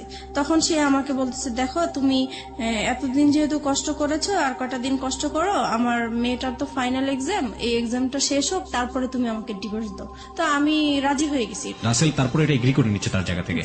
ইজ ইট প্লেটোনিক লাভ? প্রথম কথা হচ্ছে, লাভ তো ব্লাইন্ড। আপনারা যখন কমিটমেন্টের জায়গাটায় চলে গেছেন যে আপনারা বিয়ে করবেন বা অমুক জায়গায় করবেন, তখন কোনোভাবেই রাসেলের জায়গাটা থেকে এটা আসা কোনোভাবেই সম্ভব ছিল না। রাসেল যেটা পারমিশন দিচ্ছে সেটা হচ্ছে আপনার সাথে আপনার হাজবেন্ডের কিছুটা সময় স্পেন্ড করা। আলটিমেটলি তো এটাই। এটা যদি আপনাকে লাভ করে থাকে, সেটা কিভাবে সম্ভব? ওকে ফাইন, আমি জানি না, বাট আমার কাছ থেকে যেটা মনে হয় ব্যক্তিগত জায়গা থেকে, if it is really love, then এটা সম্ভব ছিল। যাই হোক, কি হয়েছে না হয়েছে আমরা সামনের দিকে একটু যাই, কিন্তু খুব কনফিউজ হয়ে যাচ্ছি। তারপরে যেটা হয় হচ্ছে আমি আসা যাওয়া করতে থাকি আমার হাজবেন্ডের বাসায়। তারপরে এক সময় সে আসলে এটা একটা চালাকি করে আমার সাথে এই কাজটা করেছে। আমার মেয়ের এক্সামের যেই বিষয়টা, আসলে এটা পুরোপুরি তার একটা চালাকি। ওই আমি যেই টাইমটা তার বাসায় আসা যাওয়া করতাম, সে আমাকে ফলো করতো যে আমি আসলে কোত্থেকে আসি, কোথায় যাই।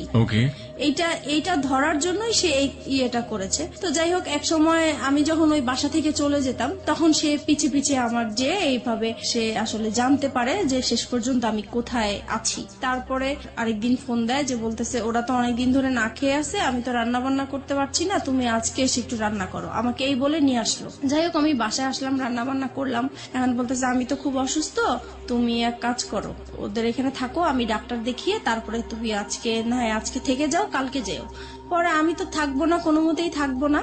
পরে বলতেছে, না তোমাকে আজকে থাকতেই হবে। তো যাই হোক, আমি সেদিন রাতে ছিলাম। পরে এখানে কি হয়েছে, আমার ফোন থেকে আমার হাজবেন্ডের ফোনে ডাইভার্ট করা হয়, যেটা মানে আমার ফোনে যে কলগুলো আসবে সেটা ও টের পাবে, SMS যেটা আসে সেটা টের পাবে। ও এরকম একটা মানে কাজ করেছে। তো আমার ফোনে কখন ফোন আসে, কখন কি হয় সেটা ও টের পায়, কিন্তু আমি এটা বুঝতে পারিনি এই বিষয়টা। এভাবে আসলে পরে রাসেলের নাম্বার জেনে গেছে ও। ট্র্যাকিং করেছে আপনাকে? জি। তো সেদিন রাতে আমাকে থাকতে বলেছে। তো সেই দিন হচ্ছে ও হসপিটাল থেকে আসছে, আসার পরে আমাকে বলতেছে যে আমার সাথে এখন তোমার ইয়ে করতে হবে, মানে ওকে, সে তার স্বামীর সম্পর্ক হ্যাঁ। অধিকার চেয়েছে। হ্যাঁ। তারপরে আমি বলতেছি যে না, আপনার সাথে তো আমি এটা করব না, কারণ আপনি করে বলা শুরু করেছেন তখন? তখন আপনি করেই বলতাম। তারপরে বলতেছি যে না, আমি তো আপনার সাথে এই কাজ করতে পারবো না। তখন বলছে কেন করতে পারবো না, তুমি এখন পর্যন্ত আমার ওয়াইফ। পরে আমি বলেছি যে না, আমি করব না তো করবোই না। এখন করব না দেখে সে আমাকে প্রচুর মারধর করলো, যে মশা মারে যে ব্যাটগুলো আছে সেই ব্যাট দিয়ে আমাকে পুরো ব্যাটটা ভেঙে ফেলে আমার শরীরের উপরে।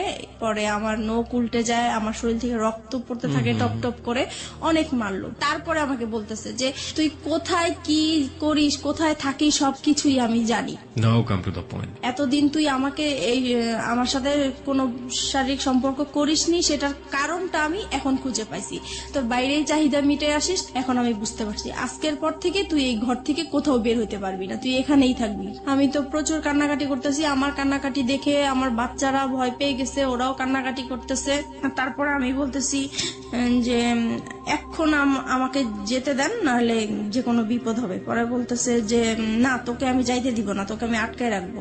আমার মোবাইল, আমার পার্স সবকিছু লক করে দিয়ে, আমাকে পর্যন্ত লক করে দিয়ে সে কোথায় কোথায় জানি 2 দিন ঘুরে আসলো। আমাকে 2 দিন পর্যন্ত বাসায় লক করে রাখছে। আমি এদিক দিয়ে রাসেলের সাথে যোগাযোগ করতে পারছি না, কারোর সাথে যোগাযোগ করতে পারছি না। পরে 2 দিন পরে আমি বললাম যে আজকে যদি আমাকে বের হইতে না দেন তাহলে যে কোনো বিপদ আপনার হবে।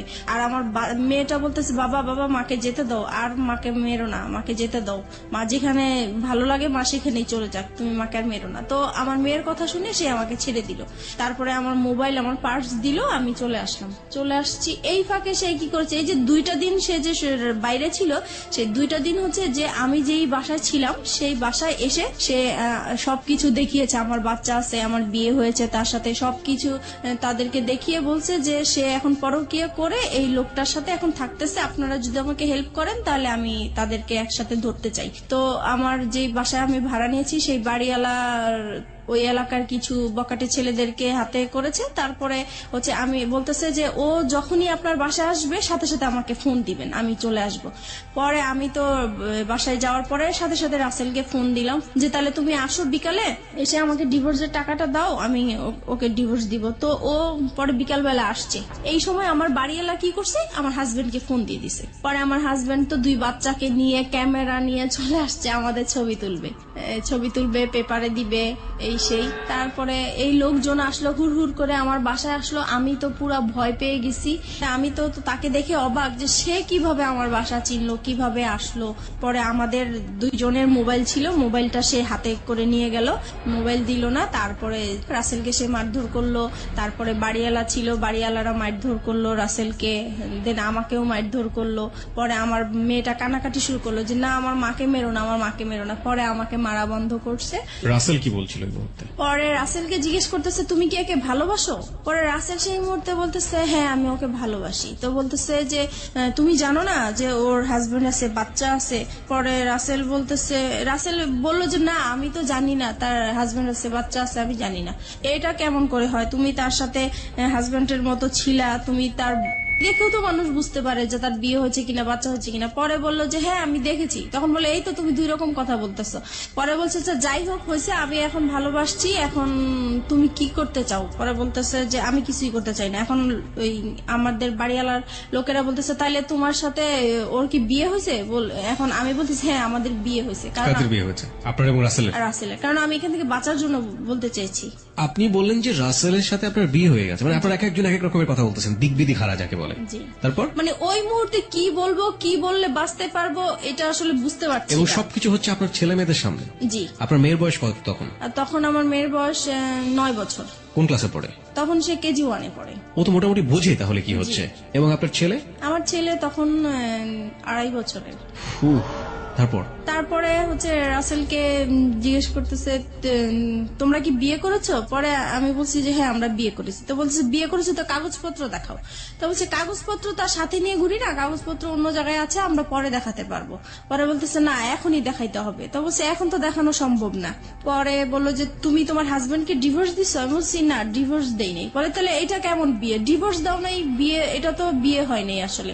পরে যাই হোক এইভাবে মানে তর্ক বিতর্ক হতেই থাকে। পরে আমার হাজবেন্ড আবার এই দিক দিয়ে কি করেছে, আমার বোন আমার মাকে ফোন দিয়ে জানিয়েছে যে আপনার মেয়ে অ্যাক্সিডেন্ট করেছে, সে মারাই গেছে, এই কথা বলেছে। না তো আমার মা বোন তো আসবে না, এরকম ঝামেলার মধ্যে কখনোই আসবে না। তো এটা তো মারা গেছে শুনে মানে তারাও খুব অস্থির হয়েছিল। তারপরে তারা আসছে, এসে দেখে তো এই কাহিনী। পরে তো আমার বোন ওখানে সবার সামনে বোনের জামাই অপমান করলো যে তুমি এই টাইপের হতে পারবা, আমার বড় বোন হয়ে এরকম একটা কাজ করলা কখনোই ভাবতে পারি নাই।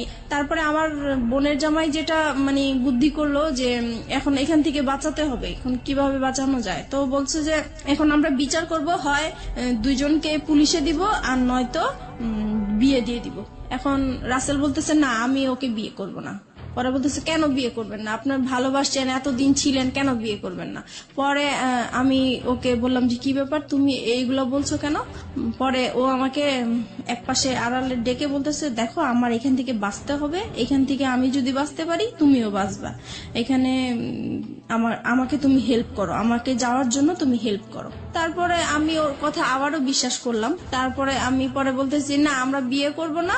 এখন পরে বলতেছি তাহলে আপনি কি করতে চান, আপনি কি আপনার হাজবেন্ডের কাছে ফিরে যেতে চান? আমি বলছি না আমি ওকে বিয়েও করব না, আমি হাজবেন্ডের কাছে ফিরে যাব না। বলে তাহলে কোথায় যাবেন? পরে বলছি কোথায় যাবো সেটা আমার ব্যাপার। যাই হোক এইভাবে পরে আমার ছোট বোনের জামাই বলতেছে আচ্ছা আপনারা ওকে কি করবেন করেন, আমি আমার বোনকে নিয়ে যাই, যেহেতু আমি গার্ডিয়ান না, তার মা আছে, তার মা অসুস্থ হয়ে গেছে আসতে পারছে না, আমরা যাই বিচার করি না কেন আমরা বিচার করব।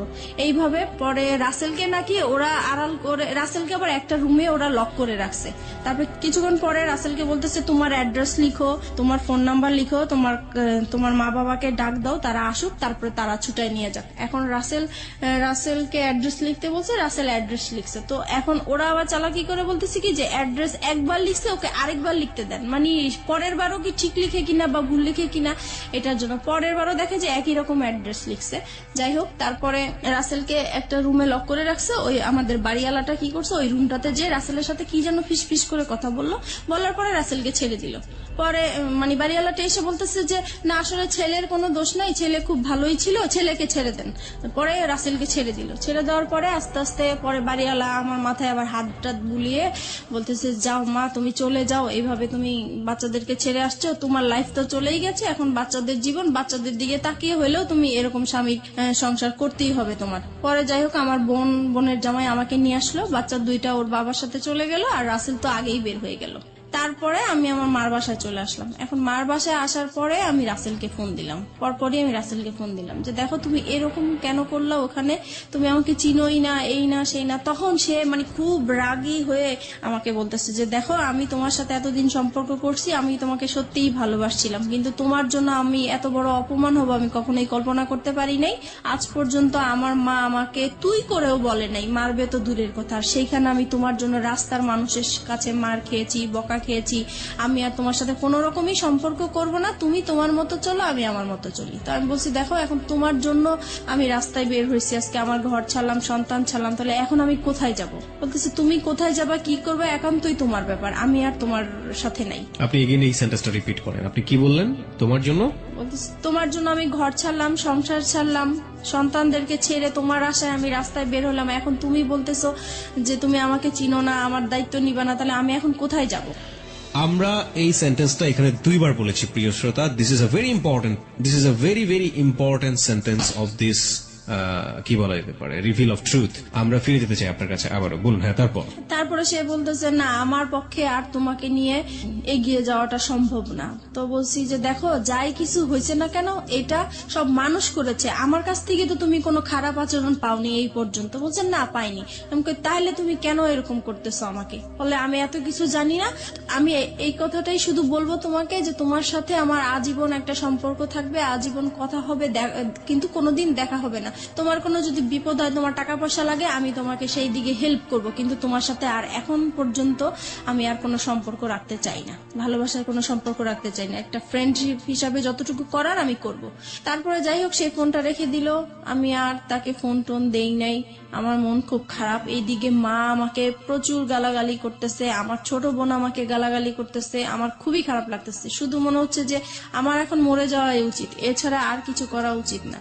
কিন্তু কি আর করবো বুঝতেছি না। একদিন পরে আমি তাকে আবার ফোন দেই, রাসেলকে ফোন দেই, খুব কান্নাকাটি করে আমি তাকে বলতেছি, দেখো যেভাবেই হোক তুমি আমাকে ভুল বুঝো না, তুমি এখন আমি কি করবো, আমি তোমাকে ছাড়া বাঁচবো না, তোমাকে এত ভালোবেসে ফেলছি, আমি তোমাকে ভুলতেও পারছি না, ভোলা সম্ভব না, আমি এখন কি করব, তুমি একটা উপায় আমাকে দাও, তুমি যেভাবেই হোক তুমি একটা কিছু করো। আর বলতেছে না, আমি আর কোনো মতেই তোমার সাথে সম্পর্ক কন্টিনিউ করতে চাই না। অনেক বুঝিয়েছি, সে কোনোভাবেই কিছু করবে না। যাই হোক, আমি পরে কি করব, বাসায় এইভাবে আসি।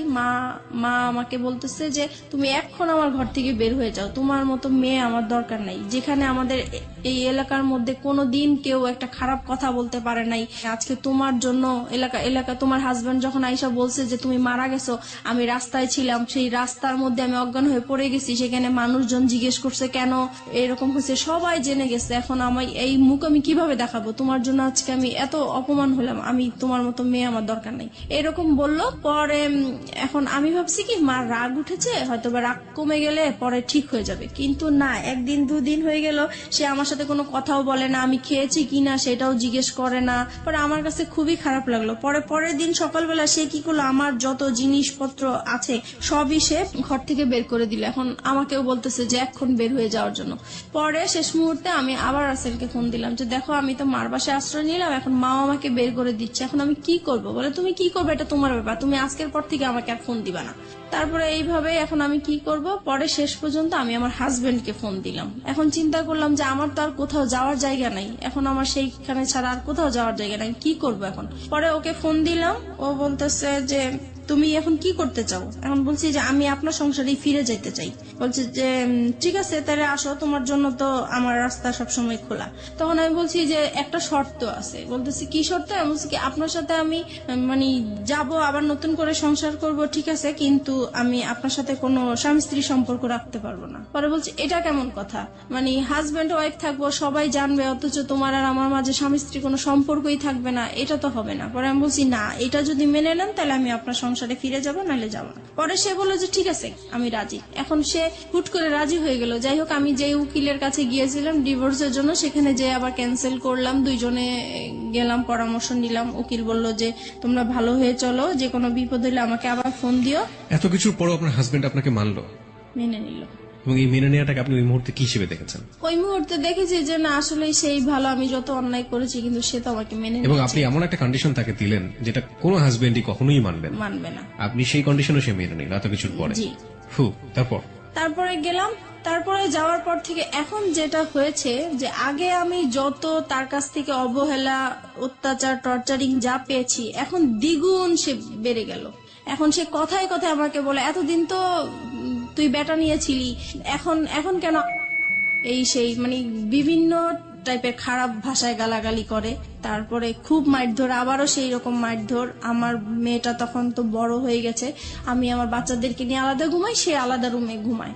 তো সেই মুহূর্তে আমার বাচ্চাদের সামনে এসে সে আমাকে খুব জোর জবরদস্ত করে, সে আমাকে খুব মারধর করে, আবারও সেই আগের মতো মারামারি। রুম কয়টা ছিল আপনাদের? একটাই রুম? না, আমাদের রুম ছিল 4টা। বাসা যে বাসায় ভাড়া থাকতেন সে বাসায় 4টা রুম? আপনাদের পার্সোনাল রুম কয়টা টোটাল?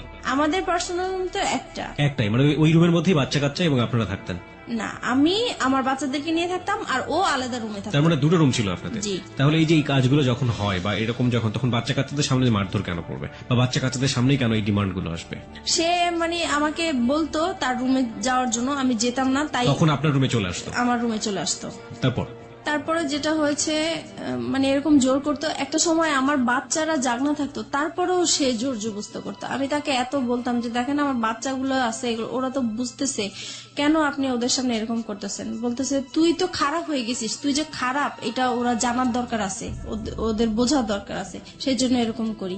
তারপরে থেকে কি হতো, আমি রাতে আর ঘুমাতাম না, আমি সারা রাত জেগে থাকতাম। আমার সারাক্ষণ ভয় করতো যে সে কখন আসে, কখন মারধর করে, তাই ঘুমাতাম না। এক সময় সে আমার বালিশ, আমার কাঁথা এগুলো নিয়ে যেত যেন আমি ঘুমাতে না পারতাম। সে মানে ফ্যান বন্ধ করে রাখতো, লাইট জ্বালায় আপনি এরকম রাখতো। ক্রেজি কেন হয়ে গেলেন? আপনি স্বামী হিসেবে তাকে মানছেন, স্বামীর অধিকার তাকে দিচ্ছেন না কেন? কারণ দিচ্ছি না, আমার শুধু এটা মনে হচ্ছে যে তার জন্যই আমি আমার রাসেলকে হারালাম। সেই মুহূর্তে রাসেলকে মানে ভুলতে পারছি না। রাসেলের জন্য আমার খুব কষ্ট হচ্ছে, যেখানে প্রত্যেক দিন আমি রাসেলের সাথে দেখা হয়, একদিন দেখা না হলে আমার খুব কষ্ট হয়। সেই মুহূর্তে তার সাথে আমার কথা হচ্ছে না, দেখা হচ্ছে না, আর সে মানে রাসেল আমার সাথে এরকম বিহেভ করলো একমাত্র তার জন্যই। এটা মনে হয়েছিল আমার তখন সেই মুহূর্তে। চলুন আমরা ফিরে যাই মিতার কাছে। মিতা, যে জায়গাটিতে আমরা ছিলাম, আপনি বলছিলেন যে আপনার হাজবেন্ডের সাথে, তখনও তিনি আপনার হাজবেন্ড, যদিও আপনি মন থেকে মানতে পারেন না, আপনার কাছে ওনার স্বামীর অধিকার চাওয়াটাই স্বাভাবিক, সেটা আপনি দিতে পারতেন না। এবং সেখানে খুব সহজ সরল একটা কথা আপনি বলেছিলেন একটু আগে, যেটা অনেকেই স্বীকার করবেন না। The real hard truth is যে ওই ছেলেটা, যে ছেলেটার সাথে আপনার অ্যাডাল্টারি সম্পর্ক, অ্যাডাল্টারি মানে অনেকেই বুঝবেন বাংলাতে হয়তো পরকীয়া বলে এটাকে, ওই অ্যাডাল্টারি সম্পর্কের এক ধরনের লাভ বলতেছেন আপনি সেটাকে, এবং মনে হতো যে ওই ছেলেটাকে তো সরে যাওয়ার পেছনে এই আমার হাজবেন্ডই দায়ী।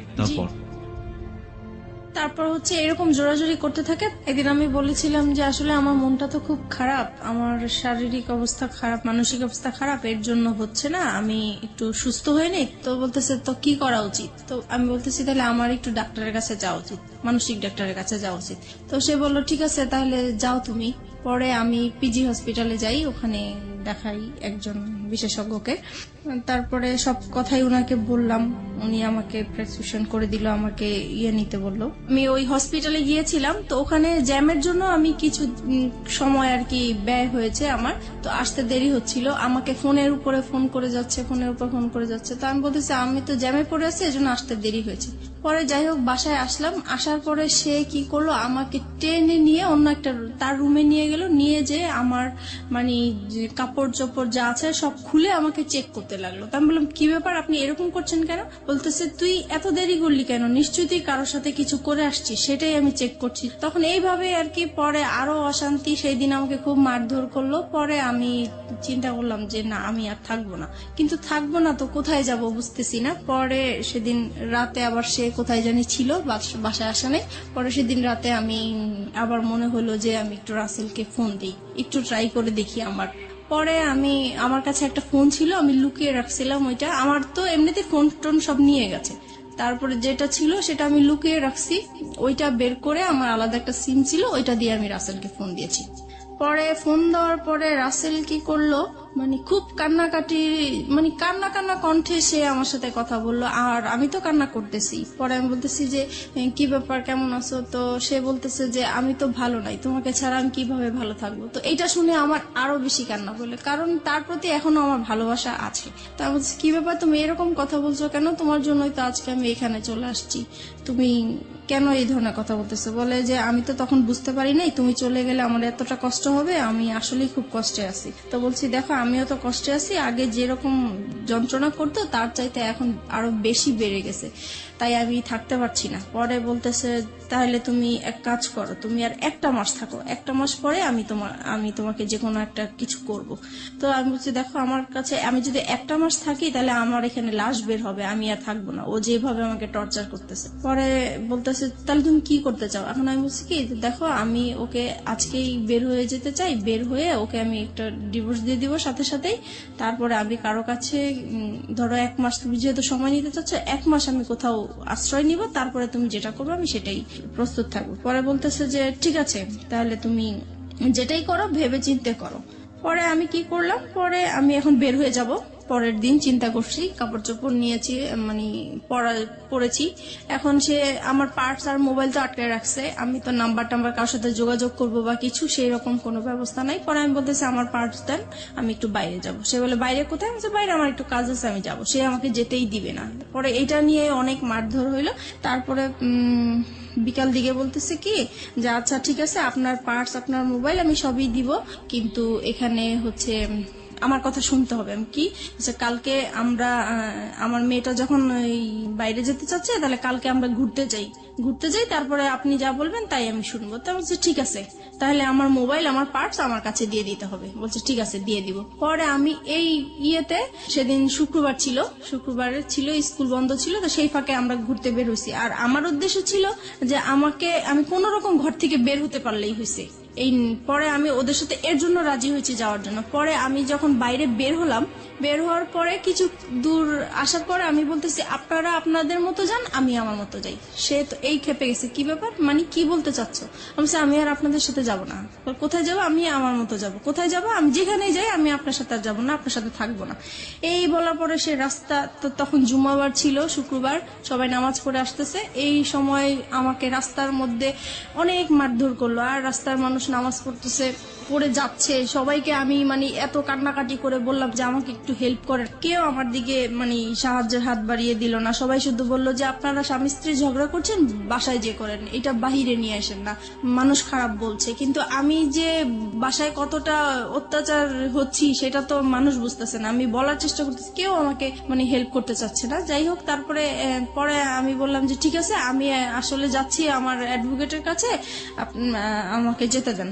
পরে সে বলল যে ঠিক আছে, আমিও যাবো। আমি বলছি, তো চলেন যাই। পরে রাজি হলো, পরে রিক্সা নিল, আমরা রিক্সার মধ্যে উঠলাম। পরে রাস্তায় যে সার্জন থাকে, আমি হঠাৎ করে সার্জনকে দেখে রিক্সা থেকে নেমে গেলাম। পরে আমি সার্জনকে বললাম যে আপনি আমাকে একটু হেল্প করতে পারেন? তো বলে কি বিষয়? আমি বলছি, আমার হাজবেন্ড ওয়াইফের একটু ঝগড়া চলছে, আমি আসলে ওর সংসার করতে চাচ্ছি না, কিন্তু আমাকে ঘর থেকে বের হতে দিচ্ছে না, আমাকে ডিভোর্সও দিতে দিচ্ছে না।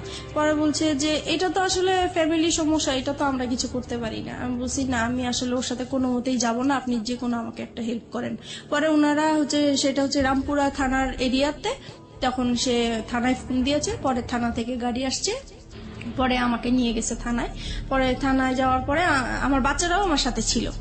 যখন থানায় গিয়েছি তখন ওই পুলিশরা জিজ্ঞেস করতেছে কি ব্যাপার, আপনার সমস্যা কি? তারপর আমি সবকিছু খুলে বললাম। এখানে একটা জিনিস আমি মিস করে গেছি, যেদিন বৃহস্পতিবার দিন রাতে সে যখন আমার সাথে মানে রাতে এসছিল জন্য, তখন আর কি আমি দেখে সে পরে আমার রুম থেকে চলে গেছে। চলে যাওয়ার কিছুক্ষণ পরে যখন আমি ঘুমায় পড়ছি, তখন সে কি করছে, ওই যে মশলা বাটে পাটা পুতা যেটা বলা হয়, ওইটা নিয়ে আসছে, আমার মাথায় বাড়ি দিয়ে আমাকে মেরে ফেলবে। পুতা দিয়ে মেরে ফেলতে চাইছিল, সেটা আমার মেয়ের জন্য আমি বেঁচে গেছি। তারপরে শুক্রবারে আমি ডিসাইড করলাম যে এখানে আর আমি থাকবো না, যেহেতু আমার জীবনের ঝুঁকি হয়ে যাচ্ছে।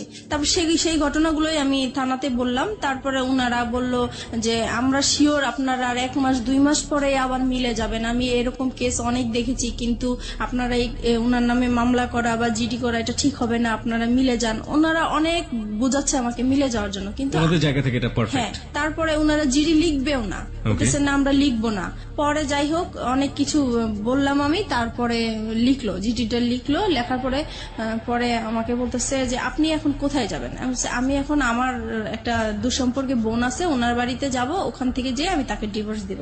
বলছি যে ঠিক আছে, আপনি যখন থাকবেন না তাহলে তো আর জোর করার কিছু নেই, আপনি চলে যান। আমি বলছি যে দেখেন, আমি এখন যদি চলে যাই, সে আমার পিছে পিছে যাবে, রাস্তায় একটা সিন ক্রিয়েট করবে, আপনারা আমি যাওয়া পর্যন্ত ওনাকে আটকে রাখেন। তো বলছে ঠিক আছে, আমরা করতেছি। পরে ওকে আটকে রাখছে, আমি চলে আসছি, আমার একটা দুঃসম্পর্কের বোনের বাসায় চলে আসছি। আসার পরে ওদের কাছ থেকে 2-3 দিন মানে শুক্রবার শনিবার হচ্ছে মানে সরকারি অফিস বন্ধ থাকে, আদালত বন্ধ থাকে, তাই আমি ওকে ডিভোর্স দিতে পারি নাই। রবিবারে আমি ওকে ডিভোর্স দিয়ে দিয়েছি। ওকে, তারপর ডিভোর্স দেওয়ার পরে আমি পরে রাসেলকে জানিয়েছি যে দেখো, আমি ওকে ডিভোর্স দিয়েছি, আমি চলে আসছি। পরে বলছে ঠিক আছে, তাহলে তুমি এখন কি করতে চাও? তুমি যদি এখন ঢাকায় থাকো তাহলে তো তোমাকে ধরে নিয়ে আবার, আর ডিভোর্সের বিষয়টা আমাকে উকিল বলেছে যে 3 মাসের মধ্যে যদি আপনাদের আবার মিল হয়ে যায় তাহলে এই ডিভোর্সটা ক্যান্সেল হয়ে যাবে, আর 3 মাসের পরে যদি কিছু হয় তাহলে ডিভোর্সটা সম্পূর্ণ হবে। তাই এখন চিন্তা করতেছি যে 3 মাস আমাকে অন্তত ওর কাছ থেকে দূরে থাকতে হবে, কি করা যায় এখন। পরে আমি রাসেলকে বললাম যে দেখো, আমি তো আমার এরকম আপন মার সাথে একবার দেখা করেছিলাম, সে বলেছে যে কোনো সময় যদি আমার কাছে আসতে চাও, তুমি একটা অ্যাড্রেস দিয়েছিল, সেই অ্যাড্রেসটা আমার মনে আছে, আমি কি ওইখানে যাবো? তো বলছে ঠিক আছে, যাও, আর তোমার মার সাথেও দেখা করে আসো, ভালোই হবে বিষয়টা। তো আমার মার বাড়ি আর দাদা বাড়ি কাছাকাছি ছিল, কিন্তু দাদা বাড়ি আমি যাই নাই, কারণ হচ্ছে যে আমার প্রত্যেকটা কাগজপত্রের মধ্যে আমার দাদা বাড়ির অ্যাড্রেস ছিল। সে ভালো, আমার হাজবেন্ড ভালো করেই জানে যে ওই অ্যাড্রেসটা, আমার চিন্তা ছিল ওখানে গেলে আমাকে খুঁজে বের করে ফেলবে, এরকম কিছু মনে হয়েছিল আমার কাছে। সেজন্য আমি আমার দাদা বাড়ি যাইনি, আমার নানা বাড়িটা খুঁজে বের করছি। খুঁজে বের করার পরে গিয়েছি ওখানে। সবাই আমাকে প্রায় অনেক বছর পরে আমাকে দেখেছে, সবাই ছোট দেখেছে, কেউ চিনতেও পারে নাই। যাই হোক, পরিচয় দেওয়ার পরে সবাই খুব কান্নাকাটি করলো, এত বছর পরে তোমাকে দেখলাম, আমরা আশাও করি নাই। ওখানে ছিলাম, ভালোই ছিলাম কিছুদিন। হঠাৎ করে সে আমাকে মানে কিভাবে জানি জানতে পারলো আমি ওখানে আছি। তারপরে সে আমার নানা বাড়িতে আমাকে খুঁজতে গেল। পরে মানে আপনার হাজবেন্ডের নাম কি ছিল? আমার হাজবেন্ড নাম জামান ছিল। জামান, মানে জামানই খোঁজটা পেল, রাইট? ওকে, তারপর? তারপরে সে আমার মামা বাড়ি গেল, যাওয়ার পরে ওখানে যে আর গ্রাম সাইডটা হচ্ছে এরকম যে মেয়েরা স্বামী ছেড়ে অন্য কোথাও চলে যাবে, এটা খুবই একটা খারাপ চোখে দেখে এবং বাতাসের আগে কথা ছড়ায়, জি। রাইট।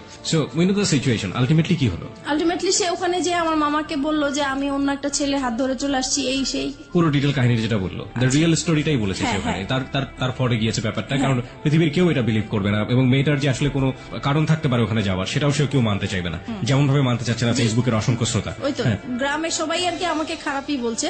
তারপরে আমার মামা শুধু একটাই বললো যে দেখো, তুমি যদি কোনো না কোনো ভাবে অশান্তি যদি নাই করে থাকো, তাহলে সে এত বছর পরে 2টা বাচ্চা ফেলে কেন বের হবে? বুঝলাম তার অপরাধ আছে। আচ্ছা যাই হোক, তুমি যদি তোমার মা বাবাকে এখানে আমাদের কাছে নিয়ে আসতে পারো আর আমাদের কাছে সরি বলবা, আর এরকম কখনোই এরকম কিছু হবে না যদি বলো, তাহলে আমি তোমার কাছে উঠাই দিব। The big point and the question is, শান্তির জন্য সে রাসেলের হাত ধরেছে। শান্তি কি সে শেষ পর্যন্ত পেয়েছে? আমরা অনুষ্ঠানের শেষের দিকে চলে আসছি ধীরে ধীরে। ওকে ফাইন, আমি রাসেলের প্রসঙ্গে স্ট্রিক্ট থাকতে চাই। রাসেলকে আপনি তো ডিভোর্স দিয়ে দিলেন, তারপরে কি আপনি বললেন যে এবার আমাদের বিয়ে করা উচিত? রাসেলকে হ্যাঁ বলেছি তো, সে তখন বলেছে, সে কি বলে? তখন বলেছে যে 3 মাস পার না হলে তো করতে পারবে না। ফাইন, 3 মাস পরে কি হলো? তারপরে হচ্ছে পরে আমি বলতেছি দেখো আমার তো কিছু সমস্যা আছে, লোন আছে, এখন আমি লোনগুলা শোধ করতে হবে, তাছাড়া ফ্যামিলিতে এখন আমি খুব বিপর্যয় অবস্থায় আছি, এখন আমি বিয়েটা করতে পারবো না, আরো কিছু পরে করব তোমাকে। সেটা কতদিন পরে? সেটা বলতেছে সেটা 6 মাস হতে পারে, 1 বছর হতে পারে। পুরোপুরি অনিশ্চয়তা। জি। ততদিনে কি আপনার ছেলে মেয়েগুলো কি আপনার কাছে থাকে নাকি আপনার জামানের কাছে? জামানের কাছেই থাকে। 3 মাস পরে, মানে ডিভোর্স হয়ে যাওয়ার 3 মাস পরে, আলটিমেটলি যখন ডিভোর্সটা অ্যাক্টিভ হয়ে গেল, জি। তাই তো? তখন আপনি কি করছিলেন? তখন আমি হচ্ছে মানে জায়গায় জায়গায় আশ্রয় নিয়ে বেড়াচ্ছি, যেহেতু আমার নানা বাড়ি চিনে ফেলেছে, নানা বাড়ি আর থাকা যাবে না, সেজন্য আমি আমার মা থাকতো ঢাকায় গাজীপুরে চলে গিয়েছি। তারপরে গাজীপুরে যাওয়ার পরে ওখানেও সে বের করে ফেলেছে। আর ওখানে একটা ইতিহাস হয়েছে, যেটা হচ্ছে যে আমার মার যে দ্বিতীয় হাজবেন্ড, ওনার সাথে আমার হাজবেন্ডের এক্স হাজবেন্ডের আর কি একটা ভালো সম্পর্ক হয়ে গেছে। আর আমার হাজবেন্ড হচ্ছে তাকে টাকার লোভ দেখিয়েছে যে আপনি যদি ওকে আমার হাতে তুলে দিতে পারেন তাহলে আপনাকে টাকা দিব। আপনার হাতে তুলে, মানে ওর হাতে তুলে দিলে লাভটা কি হবে? ও কি করতে চায় আপনার সঙ্গে? আমার সাথে মানে সে সংসার করবে। এখনো সে সংসার করবে? হ্যাঁ, এখনো সে সংসার করবে। মানে ডিভোর্স হয়ে যাওয়ার পরও সে সংসার করবে? কেন করবে? কেন করবে সেটা আমি জানি। সে সবাইকে কস দেখায় যে 2টা বাচ্চার জন্য হলেও আমি তাকে নিতে চাই। সে যত কিছুই করুক না কেন, আমি 2টা বাচ্চার জন্য হলেও সংসার করতে চাই। ওকে।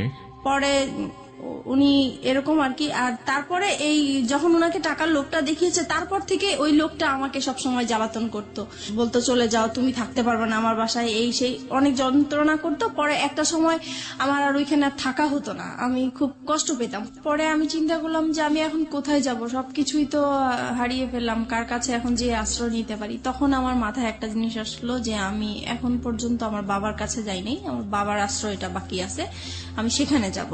পরে আমি বাবাকে খুঁজে বের করলাম, পরে বাবার কাছে আমি আশ্রয় নিলাম। বাবার কাছে আশ্রয় নেওয়ার পরে সে আবার ওই একইভাবে মানে টের পেয়ে গেল আমি বাবার কাছে আছি। তারপরে হচ্ছে সে আমার সাথে ওইখানে আসছে, আমার বাবার কাছে আসছে, এসে আমার বাবাকে বিশ্রী ভাষায় গালাগালি করলো, আমাকে গালাগালি করলো, করার পরে আমাকে থ্রেট দিল যে মেরে ফেলবে, আমার বাবা সহ মেরে ফেলবে, এই সেই।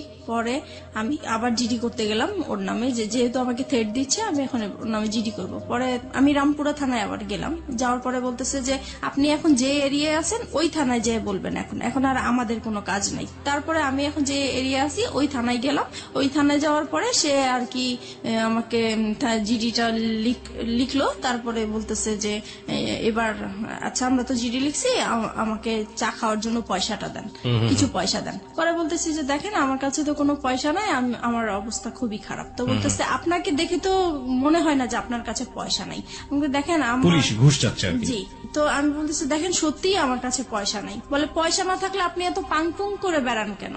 তো বলছি এটা তো আমার অভ্যাস হয়ে গেছে, এখন আমি যদি ভালো থাকতে চাই, এখন আমি কিভাবে খারাপ থাকবো, ইচ্ছা করে কিভাবে খারাপ থাকবো? বলে অত কিছু বুঝি না, আমাদের চা খাওয়ার জন্য পয়সা দিতেই হবে। তো আমি পরে পার্সটা ওনাকে দেখিয়ে দিলাম যে দেখেন এই যে আমার সত্যি আমার কাছে টাকা নেই। পরে যাই হোক উনি কোন রকমের জিডিটা লিখে আমার কাছে একটা পেপারস দিল, দিয়ে পরে বললো যে এবার আপনি যান। পরে বলতেছে আচ্ছা আরেকটা, পরে লাস্টের দিকে ডেকে বলতেছে আপনার হাজবেন্ড আপনাকে কোথায় এরকম করছে, রাস্তায় হয়রানি করেছে? তা বলছে বলতেছে এটা এয়ারপোর্ট এলাকায় করেছে। বলতেছে তাহলে আপনি এক কাজ করেন, আপনি এয়ারপোর্টে একটা যায় জিটি করেন ওনার নামে। পরে আমি কি করলাম, আমি সাথে সাথে আবার এয়ারপোর্ট থানায় গেলাম। তো এয়ারপোর্ট থানায় গিয়েছি, পরে বলেছি সব বিষয়টা। পরে বলছে তাহলে তো আপনি ওখানে জিডি করেছেন, এখানে জিডি তো বারবার তো জিডি হয় না। তো আমি বলছি উনারাই পাঠাইছে, আমি এখন কি করব। পরে দেখি আপনার জিডি পেপারটা দেখি, তো ওই এসআইটা পেপারটা দেখে বলতেছে আপনার তো জিডি কমপ্লিট হয় নাই। আমাকে কেন? বলছে না এটা তো থানার সিল থাকবে এবং আপনার এইটা কে হ্যান্ডেল করবে সেই অফিসারের নাম থাকবে, কিন্তু এখানে তো কিছুই নেই। বলে আসলে আমার কাছে উনি টাকা চেয়েছিল তো আমি দিতে পারি নাই, হয়তো বা এটা হয়েছে। পরে উনি আবার ওই থানায় ফোন দিল, তারপর ওনাদেরকে বললো কেন আপনারা এই কাজটা করলেন, তাড়াতাড়ি ওনার কাজটা কমপ্লিট করেন। পরে আমাকে আবার পাঠালো। পরে ওখানে বড় কর্মকর্তা যে ছিল সে আমাকে সরি টরি বলে তারপরে আমার কাজটা কমপ্লিট করে দিল, জিডি করে দিল। এইভাবেই পরে আমি আসছি। পরে শুনতে পারছে যে তার নামে আমি জিডি করছি। সে আবার আমার হাজবেন্ড, এক্স হাজবেন্ড, উনি এসে আবার আমাকে ভয় দেখালো, হ্যাঁ জিডি করেছিস তো কি হয়েছে, আমি তোকে রাস্তায় খুন করে ফেলবো, অ্যাক্সিডেন্ট করাই দিব, এটা করবো সেটা করবো, আমার তোর থানার জিডি করছে, আমার কিছুই হবে না, কোনো যায় আসবে না। সে ভয় দেখাচ্ছে আমাকে, আমি যেন জিডিটা উঠাই নেই। তো আমি বলছি যে না, কখনোই আমি জিডি উঠাবো না, আমি জিডি করেছি কেন উঠানোর জন্য উঠাবো না। তারপরে এইভাবেই হচ্ছে আমি ওখানে ওদেরকে সময় দিচ্ছি কাজের জন্য। এইভাবেই পরে একটা সময় আমি কাজ পাই, আমি আলাদা বাসা নেই, এখন বাসা যাব। এই সময় আমার বাবা একদিন রাত্রেবেলা খুব অসুস্থ হয়ে যায়। অসুস্থ হওয়ার পরে আমার বাবা ব্রেন স্ট্রোক করে মারা যায়। তখন আমি খুবই অসহায় হয়ে গেছি। এখন আমি একা একটা মেয়ে মানুষ, আমার বাবা মারা গেছেন, এখন আমি আমার বাবাকে নিয়ে কি করব, কিভাবে বাড়িতে যাব, কি করব। তখন আমি যে আমাকে কাজ দিয়েছে আমি তাকে ফোন দিয়েছি। ফোন দেওয়ার পরে বলতেছি, তা উনি বলতেছে ঠিক আছে আমি এক্ষুনি আসছি। পরে আসার পর উনি ডক্টর নিয়ে আসলেন। পরে দেখলো যে হ্যাঁ সত্যি মারা গিয়েছেন। পরে যাই হোক উনি আমাকে টাকা পয়সা দিল, আমি আমার বাবার লাশ নিয়ে বাড়িতে গেলাম, মাটি টাটি দিয়ে তারপরে আমি আসলাম। এখন আসার পরে আমি নতুন বাসায় উঠে গেলাম। আর এদিকে একটা কথা বলতে ভুলে গেছি, আমি যখন আমার বাবার আশ্রয় পেয়েছি তখন আমি আমার মেয়েকে নিয়ে আসছি, আমার মেয়েকে আমার কাছে নিয়ে আসছিলাম। তারপর আমার মেয়ে ছিল আমার কাছে, তারপরে মেয়েকে নিয়ে আলাদা বাসা নিয়েছি। মাঝে মধ্যে আমার হাজবেন্ডের সাথে কথা হয়, তারপরে আমার ছেলেকে দেওয়ার কথা বলি, সে বলে যে না মেয়েকে নিয়ে গেছো ভালো কথা, ছেলেকে আমি কখনোই তোমাকে দিব না। তারপরে আমি কাজ করতে থাকি, এদিক দিয়ে মেয়েকে স্কুলে ভর্তি করে দিয়েছি। আমি আপনাকে কিছু কোশ্চেন করবো এই মুহূর্তে। কোশ্চেনগুলো খুব ছোট ছোট করে আমি জানতে চাই। প্রথম কথা হচ্ছে যে আপনি শেষ পর্যন্ত ছেলে এবং মেয়ে দুটো পেয়েছেন আপনার কাছে, রাইট? পেয়েছি। এটা কি আপনি আইনি লড়াইয়ের মাধ্যমে পেয়েছেন নাকি আলটিমেটলি কোনো ব্যবস্থা করে তাদেরকে নিয়ে না, ওই এসেছেন? যে আমার বসরা যে পাওয়ারফুল, ওনাদেরকে পাওয়ার দেখিয়ে মানে ওদেরকে নিয়ে বসরা পাওয়ারফুল মানে আমার বস তো রাজনীতির সাথে জড়িত। মানে আপনি আলটিমেটলি যেখানে কাজ করতেন বা যে ধরনের যার কাছ থেকে সাপোর্ট পেতেন তিনি রাজনীতির সাথে জড়িত ছিলেন। জি। তিনি আপনাকে এমনি এমনি সাহায্য করতেন? জি। এমনি কি ওই দুনিয়া আজকালকে সাহায্য করে? সাহায্য করে। এবং তাও আপনার মতো মানুষকে কেন করতে যাবে সে সাহায্য? উনি একটা অসহায় মেয়ে মানুষ হিসেবে আমাকে সাহায্য করেছে। আর ওনার একটা আশা ছিল, প্রথমে আমি বুঝতে পারি নাই। একদিন সে আমাকে বলেছিল যে তুমি যদি কিছু মনে না করো আমি তোর সাথে একটা কথা বলবো। তো বলতেছে যে আমি তোমাকে বিয়ে করতে চাই। তো আমি বলছি যে না আসলে আমি আপনাকে বিয়ে করতে পারবো না। তখন বলে যে কেন করতে পারবো না? তো আমি বলছি যে আসলে আমি একজনকে ভালোবাসি, তার সাথে আমি এখনো আছি, সে আমাকে বিয়ে করবে, আমি তার সাথে কমিটমেন্টে আছি। Okay fine. তখন আপনি রাসেলের সাথে কমিটমেন্টে আছেন? জি। মানে রাসেলের সাথে এক ধরনের লিভ টুগেদার আপনি করছেন উইদাউট বিয়ে, এক ধরনের শারীরিক অনৈতিক সম্পর্ক, রাইট? জি। এবং যে বসের কথা এখানে আসছিল উনি আপনাকে কতদিন পর্যন্ত সাপোর্ট করেছিলেন, না এখনো করছেন? কে বস? হ্যাঁ? যে এখনো সে করছেন। এখনো সে আপনাকে সাপোর্ট করে যাচ্ছেন উইদাউট এনি ইন্টারেস্ট? জি। ওকে। এবং তার সাহায্যেই, তার রাজনৈতিক ক্ষমতার বলেই আপনি আপনার মেয়েটাকেও ছেলেটাকেও দুজনকেই আপনার কাছে পেয়েছি। রেখেছেন। জি। ওকে। রাসেল এখন কি বলে? আমাকে রাসেলের শেষ অবস্থাটা বলেন। রাসেলের সাথে এখন আমার সম্পর্ক মোটামুটি নাই বলা চলে। নাই বললেই চলে। কেন? কারণ সে আমার একটা ফল্ট পেয়ে, মানে আসলে এটা ফল্ট না, কিন্তু সে ফল্ট ধরে জাস্ট আমাকে বলতেছে তোমার এই ফল্টের জন্য আমি আর তোমার সাথে সম্পর্ক রাখবো Which না। fault? ফল্টটা হচ্ছে যে আমি যেহেতু বাইং হাউসের কাজ করি, আমার বাইরেদের সাথে কন্ট্যাক্ট করতে হয়, বাইরেদেরকে মেসেজ পাঠাতে হয়। তো একটা মেসেজ অবশ্য আমি ব্যক্তিগতভাবে পাঠিয়ে ফেলছিলাম, তো সেই মেসেজটা সে দেখেছে। দেখার পরে সে ওইটাকেই ফল্ট মনে করেছে। তো বলতেছে আমি তোমাকে কাজ করার জন্য সুযোগ দিয়েছি। জীবনে কোনোদিন সে আপনাকে সেই ধরনের কথা বলেছে যে একজন মানুষকে ভালোবেসে সংসার করে তাকে ছেড়ে আসছো, আমাকেও যে ছেড়ে যাবা না, তার কোনো কি নিশ্চয়তা আছে? কখনো কি আপনাকে সেই ধরনের কোনো কথা বলেছে, রেগে হোক বা অন্য কোনো ভাবে হোক? না, এইটা আমাদের সম্পর্ক যতদিন ভালো ছিল ততদিন এই কথাটা সে বলে। ভালো মন্দের জায়গাতে আমি যেতে চাই না, আমি শুধু বলতে চাই যে তার মুখ থেকে কখনো আপনি এই ধরনের কথা শুনেছেন কিনা? লাস্টের দিকে শুনেছি। লাস্টের দিকে শুনেছেন। This is the real fact. Okay, যেটা হচ্ছে যে রাসেল এখন কি বাংলাদেশে আছে, মানে আপনার আশেপাশে আছে? না, রাসেল এখন বাংলাদেশেই নেই। বাংলাদেশেই নাই, কোথায় আছে সে? সে এখন আমেরিকায় আছে। আমেরিকাতে আছে। শেষ পর্যন্ত আপনি কি জেনেছেন তার সম্পর্কে, তার ফ্যামিলি সম্পর্কে? সে লাস্টে আমাকে যখন সে যেদিন চলে যাবে সেদিন আমাকে ফোন দিয়ে বলতেছে, দেখো ওই ফোন টোন বা SMS ওগুলো আসলে কিছুই ছিল না, তুমি আমাকে সরাসরি যদি তোমাকে বলি আমি বাইরে চলে যাচ্ছি, আমাকে তো যেতে দিবা না, তাই আসলে ওইরকম কিছু বলা হয়েছে। এখন যেটা হচ্ছে যে আমি চলে যাচ্ছি, সে আমার কাছে লুকিয়েছে পুরো বিষয়টা। সে বলেছে যে সে ভিজিট ভিসায় যাচ্ছে কিন্তু কানাডায় যাচ্ছে, এই কথা বলতেছে। আমি 3 মাস পরে চলে আসবো, 3 মাস পরে তুমি যা বলবো আমি তাই শুনবো, আমি তোমাকে ছাড়া থাকতে পারবো না। তো এইভাবেই পরে কথাই হচ্ছে, উনি বাইরে থেকেও আমার সাথে কথা বলছে।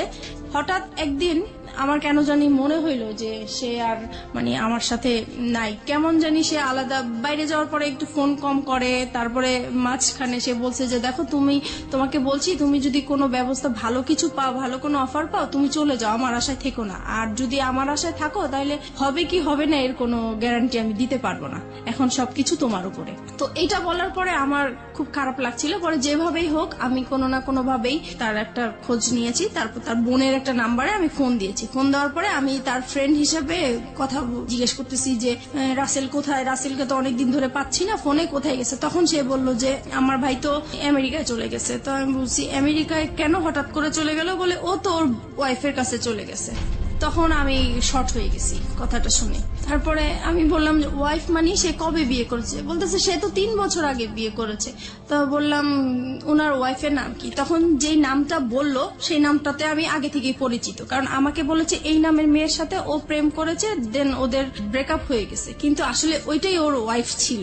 আর যখন ব্রেকআপ হয়ে গেছে তখনই ওর বউ বাইরে চলে গিয়েছিল, সেই টাইমটা সে আমার সাথে পাস করেছে। এখন বুঝতে পারছি যে সে মানে আসলে টাইম পাস করার জন্যই আমার সাথে রিলেশন করা। এত বড় ভুল একজন মানুষ কখন করতে পারে, মানে আমি ঠিক জানি না। ভালোবাসলেই বোধহয় সম্ভব না। লাভ রানস ব্লাইন্ড একটা কথা আছে যে ভালোবাসা হচ্ছে অন্ধ, এবং একটা মানুষকে কতটা অন্ধ করে দিলে একটা মানুষ এই কাজটা করতে আসলে পারে। আমি ওর ভালোবাসার অন্ধ ছিলাম। ও এরকম কিছু কথা বলতো যা আমার কাছে খুবই মানে ভালো লাগতো এবং বিশ্বাসযোগ্য ছিল। আর যেহেতু ওকে আমি বারবার বলেছি আমি এই সমস্যাগুলো আমার হাজবেন্ডের কাছ থেকে পেয়েছি, দেন ও আমাকে মানে সবসময় ফ্রিডম দিত, সবকিছু আমি যা বলতাম তা মেনে নিত See, this সবকিছু। is the fact. এখন আপনি তো বুঝতে পারছেন যে কেন মেনে নিত। জি। কারণ তার ওয়াইফ ছিল, এটা তার জন্য একটা বোনাস ছিল। কিন্তু আমি রুট কখনো ভাষায় যদি বুঝতে বলে দিই। পারিনি, কারণ সে রাতের পর রাত আমার সাথে কথা বলেছে, সে সারাদিন কথা বলেছে, ইভেন কি প্রত্যেক দিন আমরা দেখা করেছি আমার বাসায় এসেছে। আমি কখনো বুঝতেই পারি নাই যে সে ম্যারিড পার্সন হতে পারে। রাইট, ম্যারিড পার্সন না হলেও আপনার জন্য এটা একটা ভুল ছিল। সে আপনাকে বিয়ে করেনি, এটা অবশ্যই। আপনাকে কমিটমেন্ট দিয়েছে, কমিটমেন্ট রাখেনি। This are all fault. Lastly কি অবস্থা বলেন তো আপনি আমাকে? লাস্ট যেটা হচ্ছে এখন সে মানে আমি যে জানতে পেরেছি তার বিষয়গুলো আমি তাকে জানতে দেই নাই, বুঝতে দেই নাই। আমি এখনো তার সাথে কথা বলে যাচ্ছি, এখন আপনি তাকে লাভ করেন? এখনো তাকে লাভ করি, এবং আমার মানে এখনো মনে হচ্ছে যে আমি তার জন্য সারা জীবন অপেক্ষা করে যাব, কেন? কারণ তাকে আমি অন্ধের মতো ভালোবাসি। এই জায়গাটায় যদি পাবলিক আপনাকে গালি দেয়, গালমন্দ করে, আমার কিচ্ছু বলার নেই। I will inspire them to be honest. But আপনি যে কারণে আজকে এখানে এসছেন, ভুলের জায়গাটাতে আপনার ভুলটা কোথায় ছিল সেই জায়গাটা আমি আপনাকে স্যালুট করি। এই ভুলের জায়গাটা আপনি একেবারে শেষ দিকে এসে আমাদেরকে আরেকবার স্মরণ করিয়ে দিন। আপনি কি মনে করেন আপনার ভুলটা কোথায় ছিল, অপরাধটা কোথায় ছিল? আমার অপরাধটা ছিল যে আমার সংসারেই থাকা উচিত ছিল, যত অশান্তি হোক আমি যদি একটু স্যাক্রিফাইস করতাম আমার সংসারটা টিকে যেত। আর দ্বিতীয় ভুল করেছি যে আমি তাকে ভালোবেসেছি, আমার তাকে ভালোবাসা উচিত হয় নাই। আর যেহেতু সে সবকিছু আমার কাছে লুকিয়ে রেখেছে, তার পরিচয় না জেনে এরকম অপরিচিত একটা মানুষের সাথে সবকিছু করাটা আমার ঠিক হয়নি। আপনি কি পারবেন আপনার সন্তানদেরকে সঠিক উত্তর দিতে যে আপনি এগুলো কেন করেছেন? আজকে লাখো মানুষের কাছে আপনি জবাব দিচ্ছেন। আপনার সন্তান যদি কখনো আপনার সামনে দাঁড়ায় জিজ্ঞেস করে, আমি কখনোই কিছু বলতে পারবো না। That is the ultimate penalty of you. আর কিচ্ছু লাগবে না। That is the ultimate penalty. Because আমি ধরে নিচ্ছি আপনার হাজবেন্ড ভালো ছিল না। দেখুন কতগুলো সমাধান হতে পারতো। আপনার হাজবেন্ড খারাপ ছিল, আপনি তাকে ডিভোর্স করে দিতেন। হ্যাঁ, ডিভোর্স করে দিয়ে আপনি আলাদা থাকতে পারতেন। আপনি একটা লম্বা সময় নিতে পারতেন, দুজনের সেপারেশনে থাকতে পারতেন লম্বা সময়ের জন্য। ট্রাই করতেন যে আলটিমেটলি আপনি ফিল করেন কিনা তাকে। ইকোনমিক সাপোর্টের একটা জায়গার ব্যাপার ছিল, ফাইন। ইকোনমিক সাপোর্টের জায়গায় আপনি নিজে স্বাবলম্বী হওয়ার জন্য যথেষ্ট রসদ আপনার কাছে ছিল। আপনি কাজ জানেন, আপনি হাতের কাজ জানেন, আপনি সেগুলো নিয়ে কাজ করতে পারতেন। এবং এই কাজ করে বাংলাদেশে অনেক অনেক মেয়েরা আজকে স্বাবলম্বী। আপনি সেই জায়গাটা থেকে পারতেন, আপনি সেটাও করেননি। আপনি second time fall in love with someone, আপনি দুটো বাচ্চার মা হওয়ার পরেও এবং সেই ফল ইন লাভটা ঠিক সেম ব্যাপার ছিল লাইক ইউর হাজব্যান্ড, যখন আপনি হাজব্যান্ডের সাথে ভালোবেসেছিলেন, still you are fall in love with that guy, যে মানুষটা আপনার সাথে এক ধরনের বড় হিপোক্রিসি করেছে। তাহলে আপনার প্রথম হাজব্যান্ডের ক্ষেত্রে অপরাধটা কোথায় ছিল? আমি তাকে কোনো অপরাধ দেখছি না। আপনার সেকেন্ড মানুষ যে, সে যদি বিয়ে করে এত বড় চিট করে একটা সংসার ভেঙে দিয়ে বিদেশে চলে যেতে পারে, তাহলে প্রথম হাজব্যান্ড তো তার তুলনায় অনেক ভালো মানুষ ছিল। আপনি তো তাকে কোনোদিন হাতে হাতে ধরেননি, ধরেছেন? জি না। ধরেননি, আপনি তাকে সন্দেহ করতেন, সে আপনার পাশে বসে থেকে পুরো একটা মেয়ের দিকে ফ্যাল করে তাকিয়ে থাকতো। হ্যাঁ, এটুকুই আপনার কাছে লেগে, আপনি কোনোদিন তাকে হাতে নাতে ধরেননি, আপনাকে সে হাতে নাতে ধরেছে, তারপর আপনার সঙ্গে ঘর সংসার করতে চেয়েছে। জি। সে অন্যায় করুক, অত্যাচার করুক, আপনার কাছে সে অধিকার চেয়েছে, স্বামীর অধিকার। আপনি পালিয়ে গেছেন, তারপর আপনাকে ওখান থেকে বারবার ধরে নিয়ে আসার চেষ্টা করছে দুটো সন্তানের জন্য। লাভ না করলেও দিস ইজ হার্ড ট্রুথ। জি। কিন্তু আপনাকে এই মানুষটা কি দিয়েছে, যে মানুষটাকে আপনি স্টিল লাভ করেন? সে তার কাছ থেকে তো কিছুই পাইনি, কিন্তু আমি এটাই বলবো যে তার তার সাথে আমি সময় কাটাতে আমার ভালো লাগতো। Is that all thing for life? This is very funny. By the way, আপনার জন্য কিছুই বলার নেই, শুধু একটা কথা বলার ছাড়া, সেটা হচ্ছে মিতা, যাই কিছু করেন না কেন, আপনার সন্তানের ভবিষ্যৎ খুবই খুবই গুরুত্বপূর্ণ। আপনার একটা মেয়ে আছে এবং আপনার ছেলে আছে, এবং আপনার বেটার ফিউচার আপনার বেটার ইকোনমিক স্ট্যাটাসের উপর ডিপেন্ড করে। এবং আপনার যে লেখাপড়ার স্ট্যাটাস, সেখান থেকে আসলে খুব বেশি ভালো কিছু করা সম্ভব কিনা আমি জানি না, তবে অবশ্যই সেই দিনের জন্য আপনার প্রিপারেশন নেওয়াটা বেটার, যে যেদিন আপনার মেয়ে আপনার সামনে দাঁড়িয়ে বলবে যে আমার ভবিষ্যৎটা কেন।